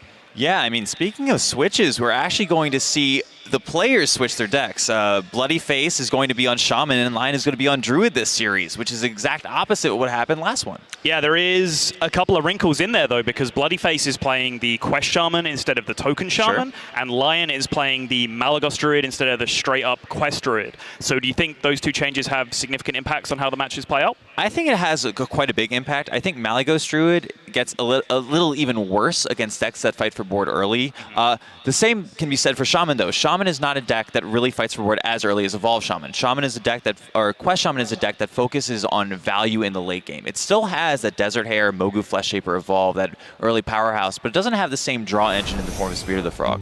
So the Desert Hare Evolve becomes a little bit less consistent due to that. However, in the late game, it's just going to have another huge punch after punch with its Shutter Walks, with its Life Drinkers, with its Witchwood Pipers. Yeah, I think, you know, the win condition against the two decks is very, very different, right? Because the token deck, you can kind of just run out of stuff. You can exhaust the hand, you can beat a couple of waves, and then they're just left floundering. Quest Shaman never runs out of stuff. That doesn't happen. They are the value deck, so you do actually have to create swing turns and actually get ahead and kill them at certain points in the matchup. From Lyon's perspective, she was able to navigate this Malygos Druid, which is a very, very difficult deck, extremely well in a matchup that it is built for, I will say, which is the Control Warrior. This is now a completely different kettle of fish. She now has to show that she can pilot the deck in an uphill battle against a matchup that it's not quite so equipped for, was not the targeted strategy that she had coming into this tournament. And I think both players have pretty powerful hands right now. Bloodyface has what looks to be possibly a 3-keep. Questing Explorer is pretty much the best thing you can do on 2. And again, Desert Hare Evolve is just so powerful that keeping one part of the combo is still worth it. Even if you don't always hit it, the likelihood that you do leads to a lot more won games. And I want to give you your dues here, Gallon, because you have a lot of wacky ideas.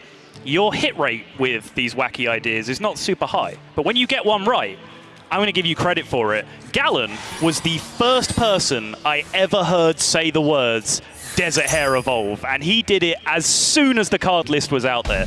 He just arrived to cast Grandmaster and said, hey, you know what? Desert Hare Evolve. Before anyone else had even said it, this man saw the lines. I remember that. I also thought that Astral Communion would be played in Quest Druid. Yeah, shut up. Shaku the Collector would see lots of play in Vendetta Rogue. Just take the W. Just take the W. No, I can keep going. I've got like 6 more failed ideas here. You're sat in the smart chair now. I'm trying to make you sound smart. You're really fighting back against it right now. Fair enough. Yeah.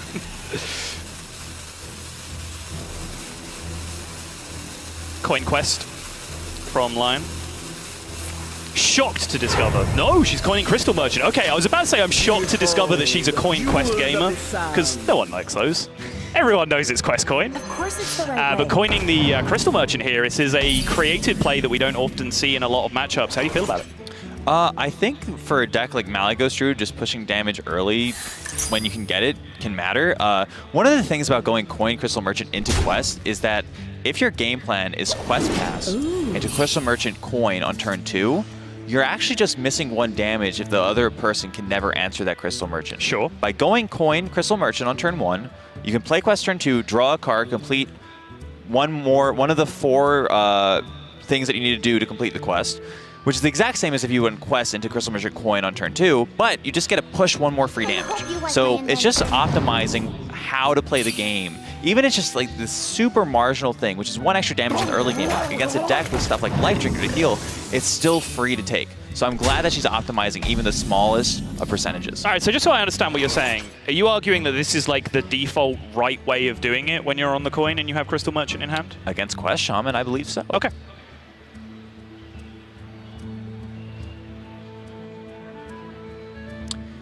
There are some decks where that's not always the case. I think if you're playing against, for example, a Vendetta Rogue, if you go Coin Crystal Merchant on turn 1 into like a Swashbuckler, you leave yourself vulnerable to stuff like Vendetta. Sure. But against a deck that just can't answer it, which is pretty much Quest Shaman at this point, I think it makes a lot of sense. Good to know.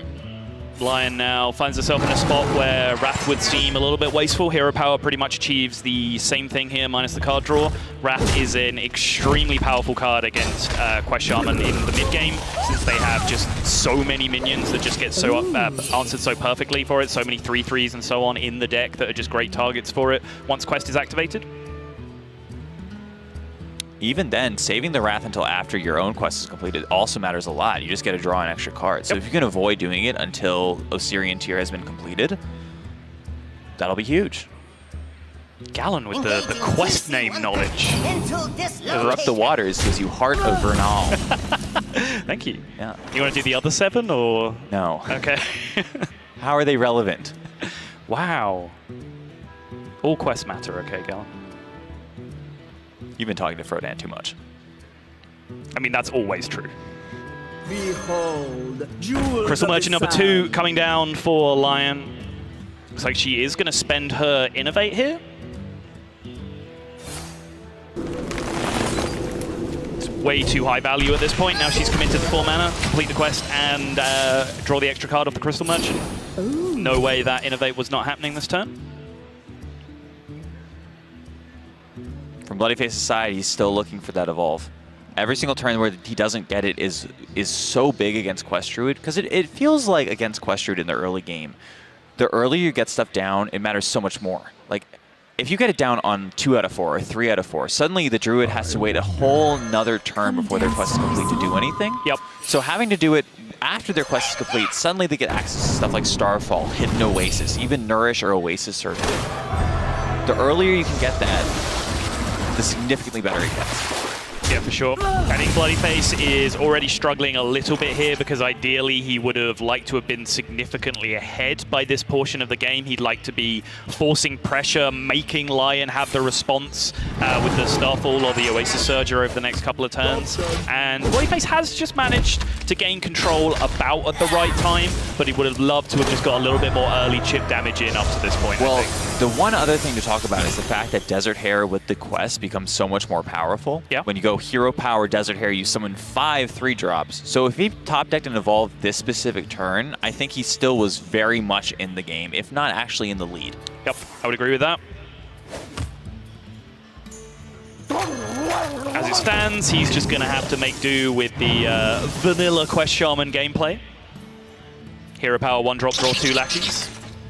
Funny world we live in where that now feels underpowered compared to what Desert Hare Evolve can do. Well, this Ethereal Lackey can actually find an evolve. It's not likely to find it, but it's a pretty high chance. Yeah, I believe 1 in 11 for any individual spell. So if you want to include Mutate in there as well, obviously they're then doubling your chances. But also there's all kinds of things like Soul of the Murloc, etc. that can still pay off huge with big wide board states. So there's a lot of things that you can leverage in that Desert Hare position. That Anubisath is pretty important for Lyon. It lets her go Nourish this turn if she really wanted to, without overdrawing a card. Yeah, starting the turn with 8, so we'll go to exactly 10 off the Nourish. Would have the guaranteed Anubisath to drop. She just wants to take the full tempo swing here instead, though, which I can definitely respect. I mean, she didn't really have anything to do with the 2 extra mana if she didn't pick something up off the Nourish to be able to play there, so seems reasonable to me. I find it a bit interesting because Hidden Oasis is just such a powerful card when you let your opponent like take a couple turns to hit you. That's fair. Yeah. If I had to choose what to do there, I feel like Nourish is just so critical to the Quest Druid game plan. You know, accelerating your mana base, and especially in Malygos Druid, where you have to do so many things to get that combo off. Yep. And the more I look at it now, I mean, this is Results World for sure, but Bloodyface has now found an evolve off that Ethereal Lackey, as you were talking about. So with Lyon now a Starfall down, she might really struggle to interact with this Desert Hare board that's about to be created from Bloodyface, because this is the point of the game where Lyon would like to have, for example, Loti plus Starfall to be able to have a decent chance of fighting back against a big evolve board, but she has nothing of the sort. Looks like Bloodyface is trying to call for some attention here. Yep, it looks like he's calling for the admin. Hopefully nothing too serious. He does seem to be able to continue playing his turn at the very least. There we go. Hopefully we can get this sorted out, whatever it is, as soon as possible.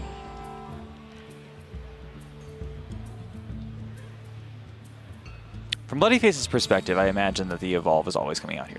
That's like pretty obvious. Yep. With the Mutate as well, he has the option to take the rebuy if he gets anything particularly unattractive that he doesn't want. For example, one of those Twilight Drakes.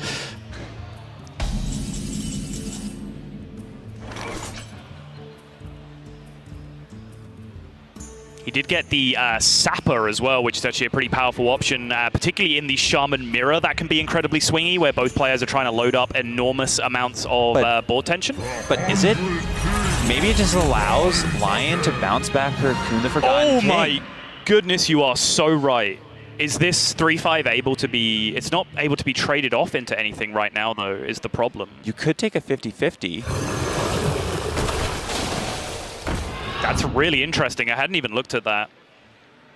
I would kind of argue that the 7-7 on the board is worth quite a lot in the situation, though. I think when you look at the way this turn is playing out with the Oasis Surger and the swipe, I think just the full tempo swing here makes a lot of sense. And honestly, bouncing one of these Surges back to hand is perfectly reasonable as well in this spot. Yeah, fair enough. I mean, I think this actively benefits Lyon. Even if it doesn't bounce the Coon back to hand, I think as long as it hits a Surger or the Coon, she's going to get huge value out of that. Yep. Even if the Anubisat gets sent back, it gets sent back as a 3-1 and will then cost 0 again at some point in the near future. There's really no bad outcome here for Lyon on the rebuy. Just a free Oasis Surger. Gets value out of it, half of it stays on the board, and she just gets to do it again on a following turn. Huge turn for Lyon.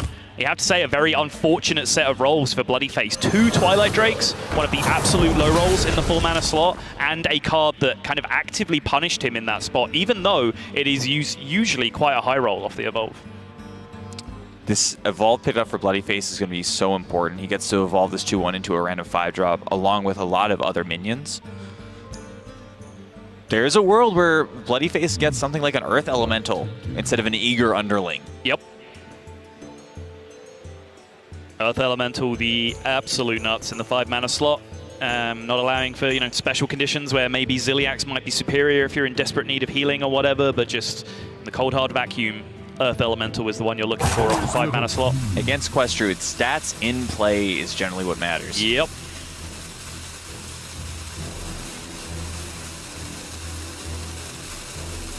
Looks like Bloodyface is fully back and raring to go. Glad he got whatever that was cleared up.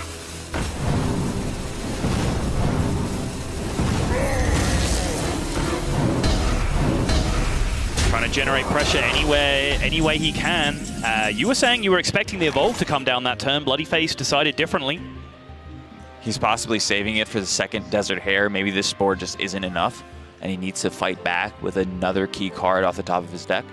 I think that makes a lot of sense.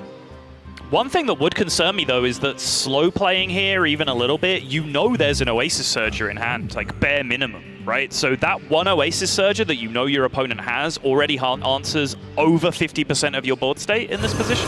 Oh, I mean, the Druid is in such a good spot right now. Yeah.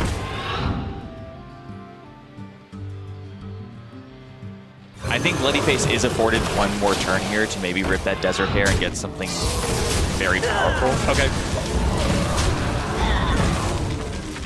We will wait and see, because we are fast approaching the position where Druid is going to make some pretty unrecoverable board states. Mind Control Tech is a card that would be potentially coming into play here if available.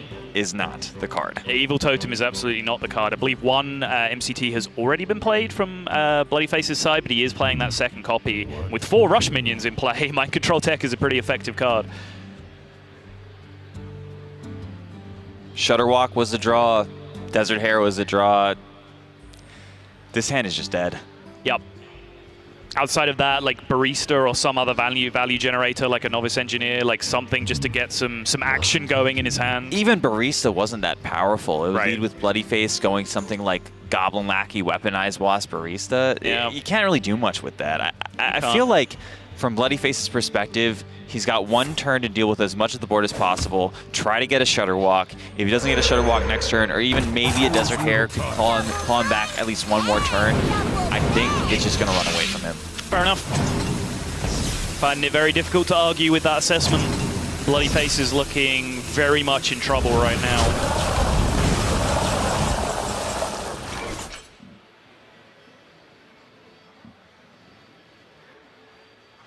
Is there any better feeling while playing Druid than hidden oasising your own minion for a value trade, Gallon? What about hidden oasising your minion to go face? That might actually be it. Yeah, you might have found it.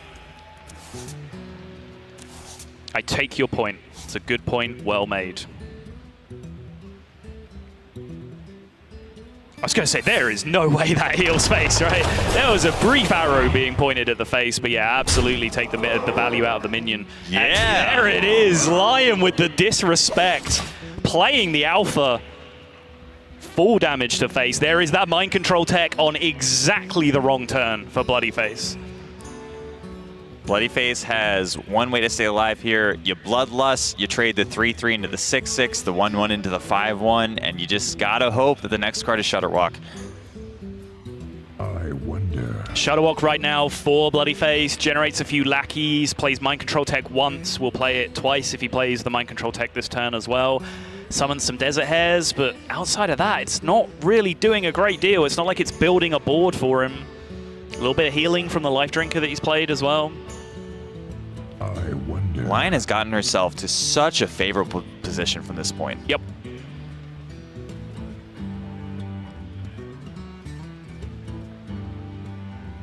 Bloodyface going to stare long and hard at the board state, but I kind of agree with Gallon's assessment that 6-6 has got to go down, and Bloodyface only has one way to do it. His hand is just forced.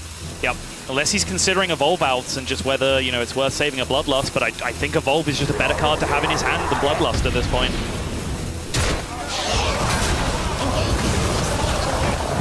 Play the MCT because you're out is top decking Shutterwalk next turn, so you might as well just play all the battle cries you can before you get there. This worthy expedition can have so many blowouts this turn. Tending Tauren isn't a bad one. Mark of Nature just to push extra damage. Tending Tauren is probably the play, though. Yeah, look, with the Loti curve, it's just so nice, right? Well, one thing to worry about with Wardrew Loti Tending Tauren is that you actually give your opponent maybe an out with Shutterwalk. You raise a good point.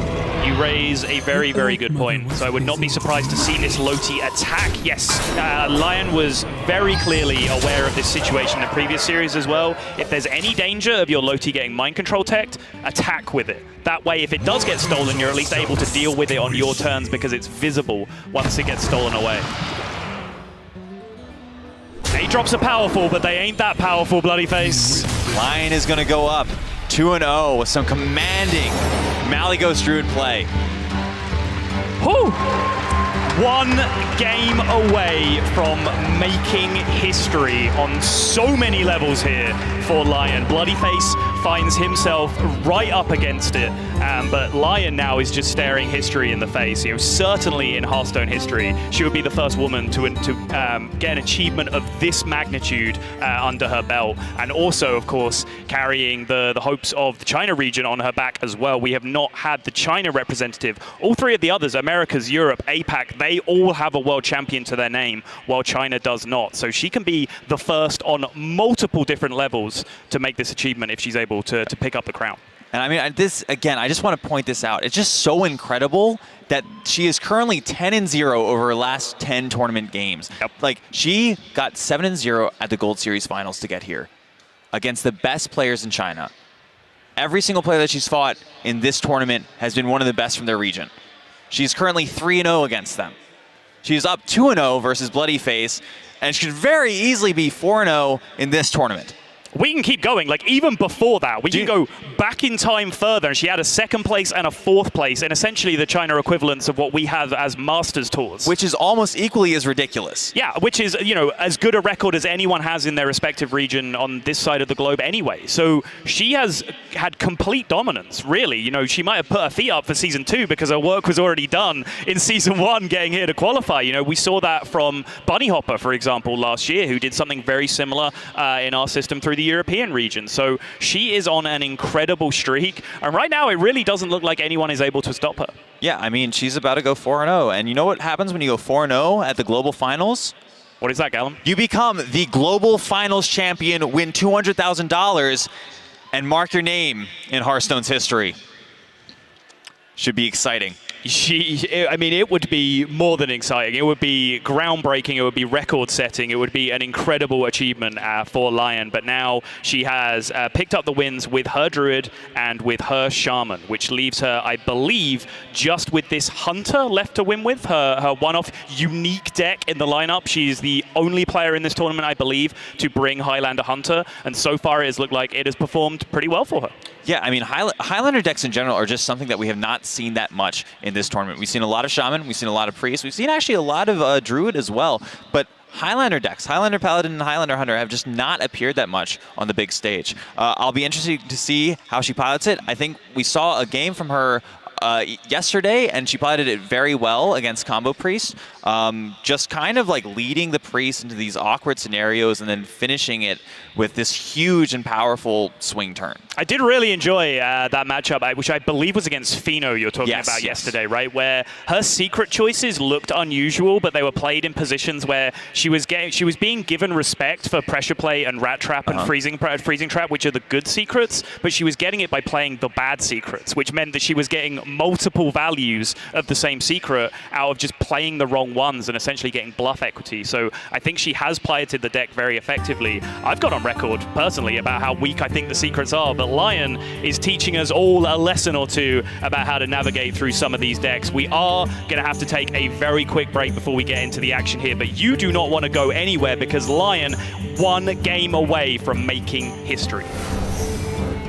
Welcome back to BlizzCon 2019. We are potentially here on the advent of history as Lyon is a single game of Hearthstone away from being the first woman to reach the pinnacle of competitive Hearthstone. Standing in her way is Bloodyface, one of the strongest players, from our home region here, I guess, of the Americas. Has a lot of local support behind him, but he is up against it right now because he finds himself 0-2 down, and he also finds himself in a position where he has lost a favorable matchup previously in the series, which now really puts him up against it overall. Now, that being said, Lyon's last deck remaining is Highlander Hunter, and if I had to put a marker on this, I think that it's unfavored for the remaining 3 decks from Bloodyface. Bloodyface has Evolved Shaman, which I think is a very unfavored matchup, Quest Druid, which is actually a pretty favored matchup for Hunter, and then Warrior, which is an unfavored matchup.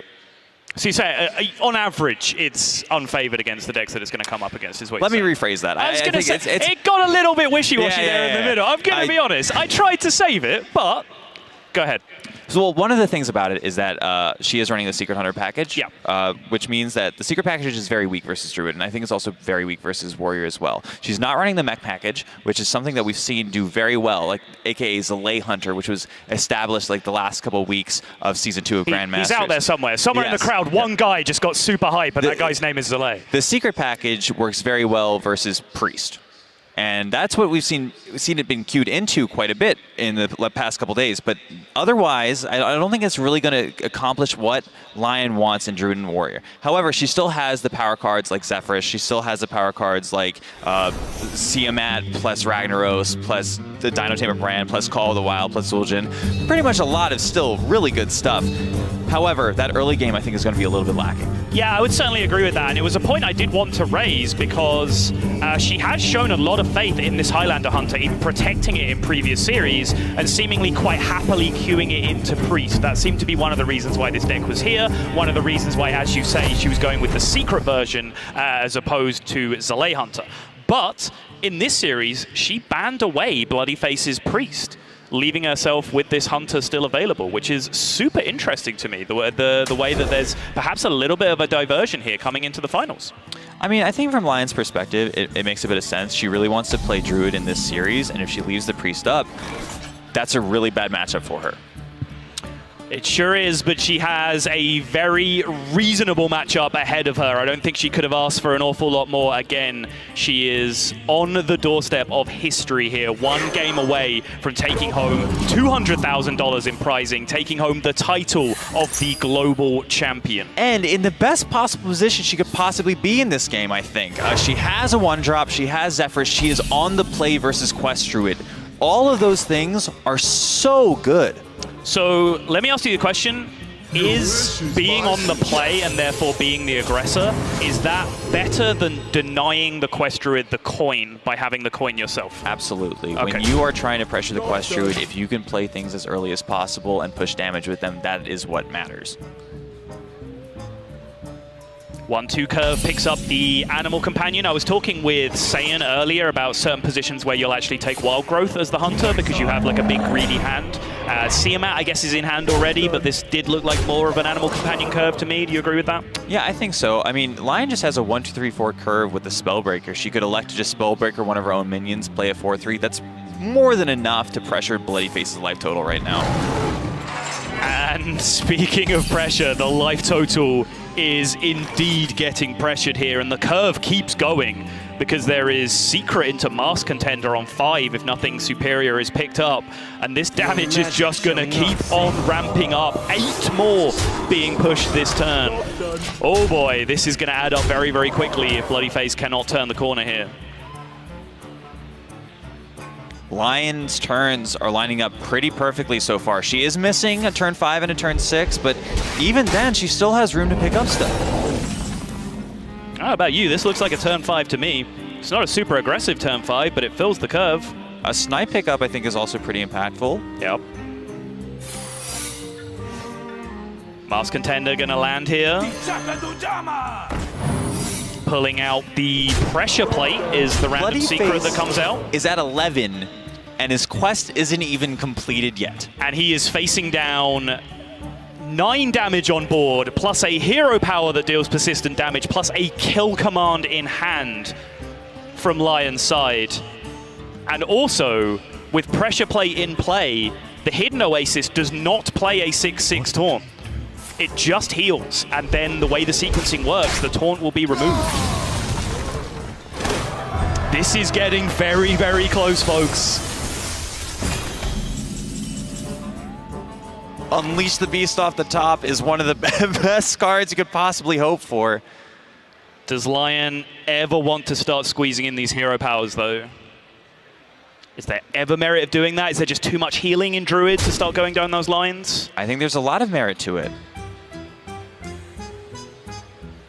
Link's kill command, hero power, sets up hero power for next turn is just lethal. If you play an Unleash the Beast now, the minion will get sniped, but then the 5/1 can trade into the 5/5, and the 5/5 can trade over the 2/3. Yep.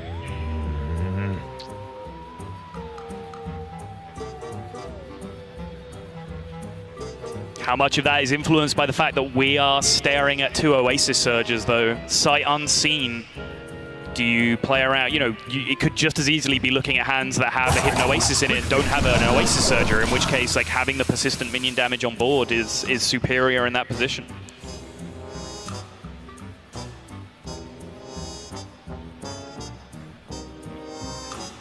Incredibly tense moment for Bloodyface.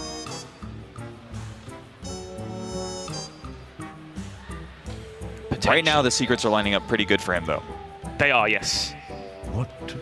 Snipe and Pressure Plate are the 2 secrets in play right now. So no Freezing Trap, no Rat Trap that needs to be worried about, no Snake Trap that's going to add extra damage to the board as he's able to trade over. So really, the relevant secrets in this situation are all missing.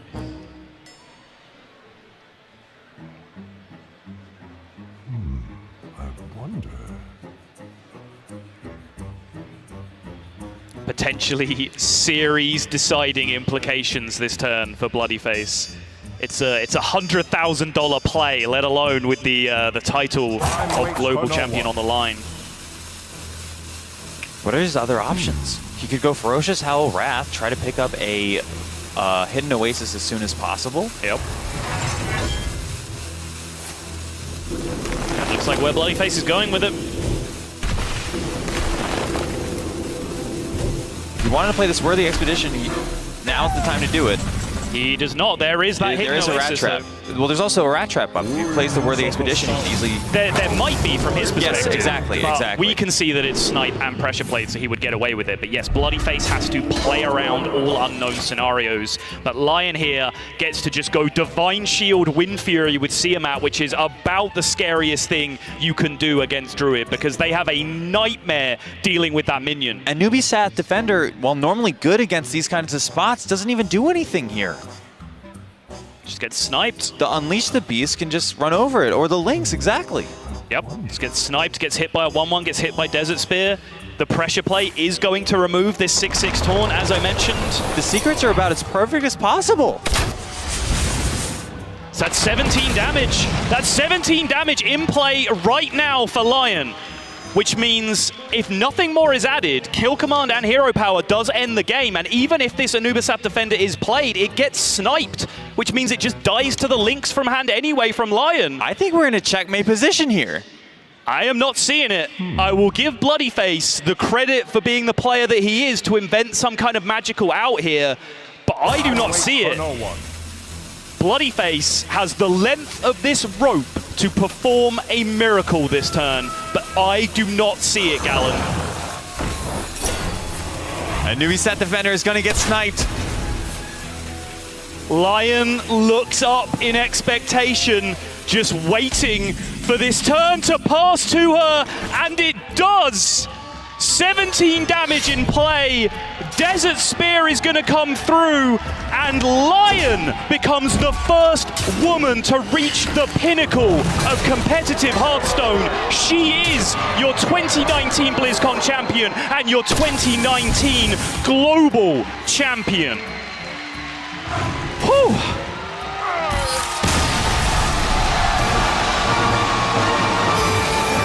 What a performance, Galen. Absolutely. Just a commanding 3-0 in the finals, a commanding performance throughout the entire tournament, a commanding performance throughout this entire year, culminating in one of the biggest events in Hearthstone's history. And you can see, credit to Bloodyface, incredibly gracious in defeat. Fantastic sportsmanship from the defeated player, who of course deserves a lot of credit in his own right now, but look at what it means to Lyon, and look at what it means to this audience as well. I think it's fair to say that she has been the crowd favorite, even though some players like Bloodyface have had home field advantage from the crowd here. You can feel the energy of the crowd has been behind her the whole time, and she has so deserved everything that's come to her this tournament. Frodan, I believe, is standing by on stage. You can hear less from us and more from our champion. A new chapter has begun in Hearthstone history.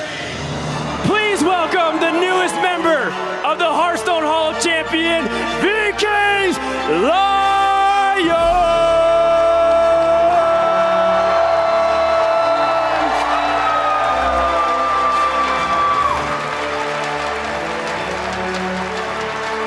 Here to present the trophy, 2019 World Champion, Casper Hunter Ace Noto.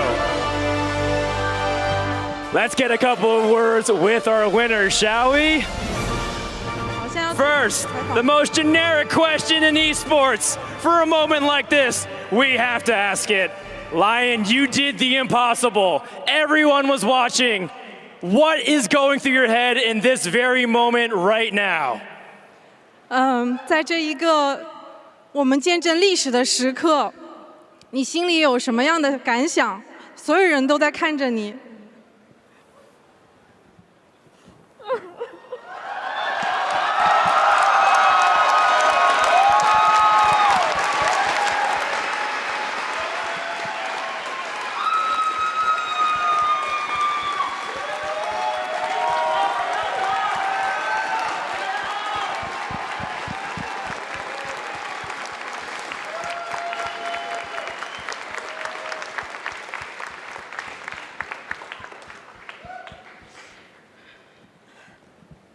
Thank you.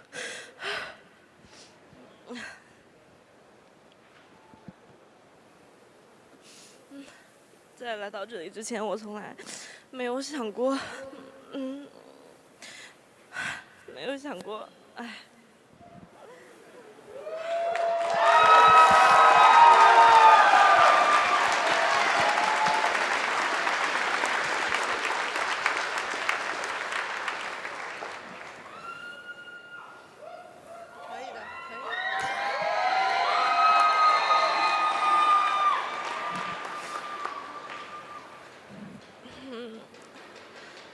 有太多我需要感谢的人啊，每一个跟我练过牌的，指导过我的朋友，啊，还有甚至都不玩炉石，但是却还在我人生中这么重要的时刻，然后放下一切来支持我的朋友，然后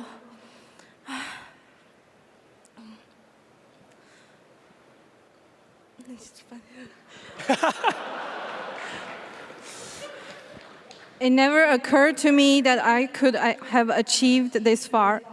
And I want to thank everyone who has practiced with me and who has been supporting me. Even though they don't even play Hearthstone, they would come watch my play. So I'm really thankful. Thank you, everyone.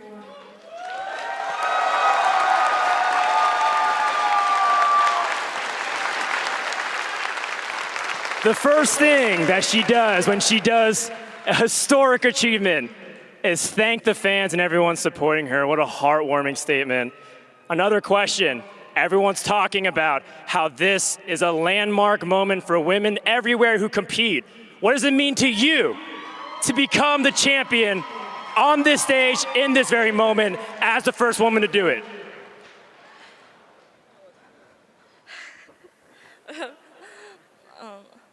Can I tell a story? I got time. Does everyone have time here? Do you want to listen to a story?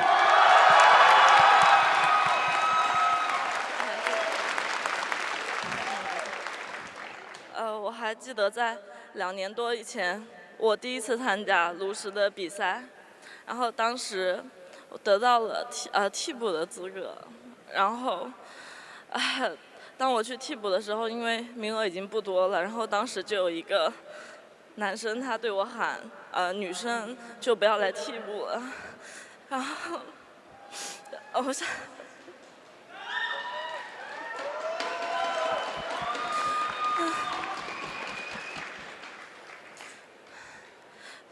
所以我想现在就是最好的证明，也如果有跟我一样，喜欢炉石或者是任何其他的游戏，如果你想有梦想想赢，那么就不要在意其他任何的声音。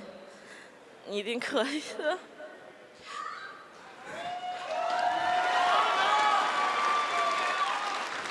Like 2 years ago, I remember when I was competing in a huge tournament, I was waiting in line for backup signups, and there is this guy telling me that if you're a girl, you should not wait in line here. It's not for you.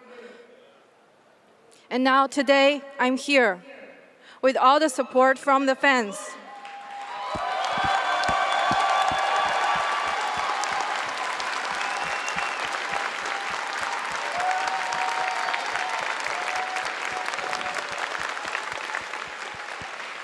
So I want to say to all the girls out there who have a dream for esports, for competition, for glory, if you want to do it and you believe in yourself, you should just forget your gender and go for it.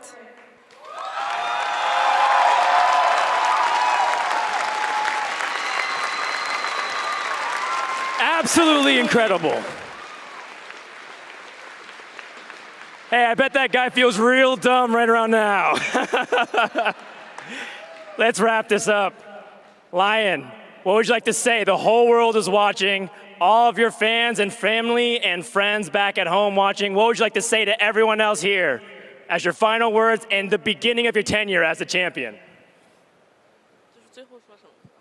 就是请最后对所有支持你的粉丝、你的朋友、关心你的人，或者不认识但是现在在这里的人，说一句你心里想说的话。就谢谢所有。不管是在现场还是在看直播的，然后所有，就是所有支持过我的人，你们的，还有现场的工作人员，就是每一个人的，鼓励对我来说都，意义很大。Okay. First of all, I want to thank all the fans who showed up here supporting me, no matter whether you're watching online or here. Thank you very much. And I also want to thank all the hardworking people who made this happen. It's an epic show.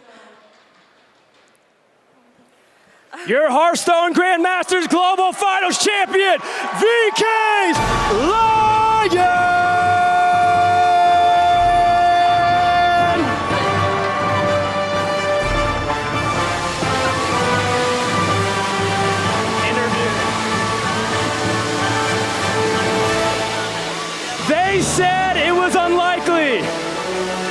said it was too difficult. They said you should just give up. But the woman defying all the odds stands before you today. Join me in one last congratulations for Lyon!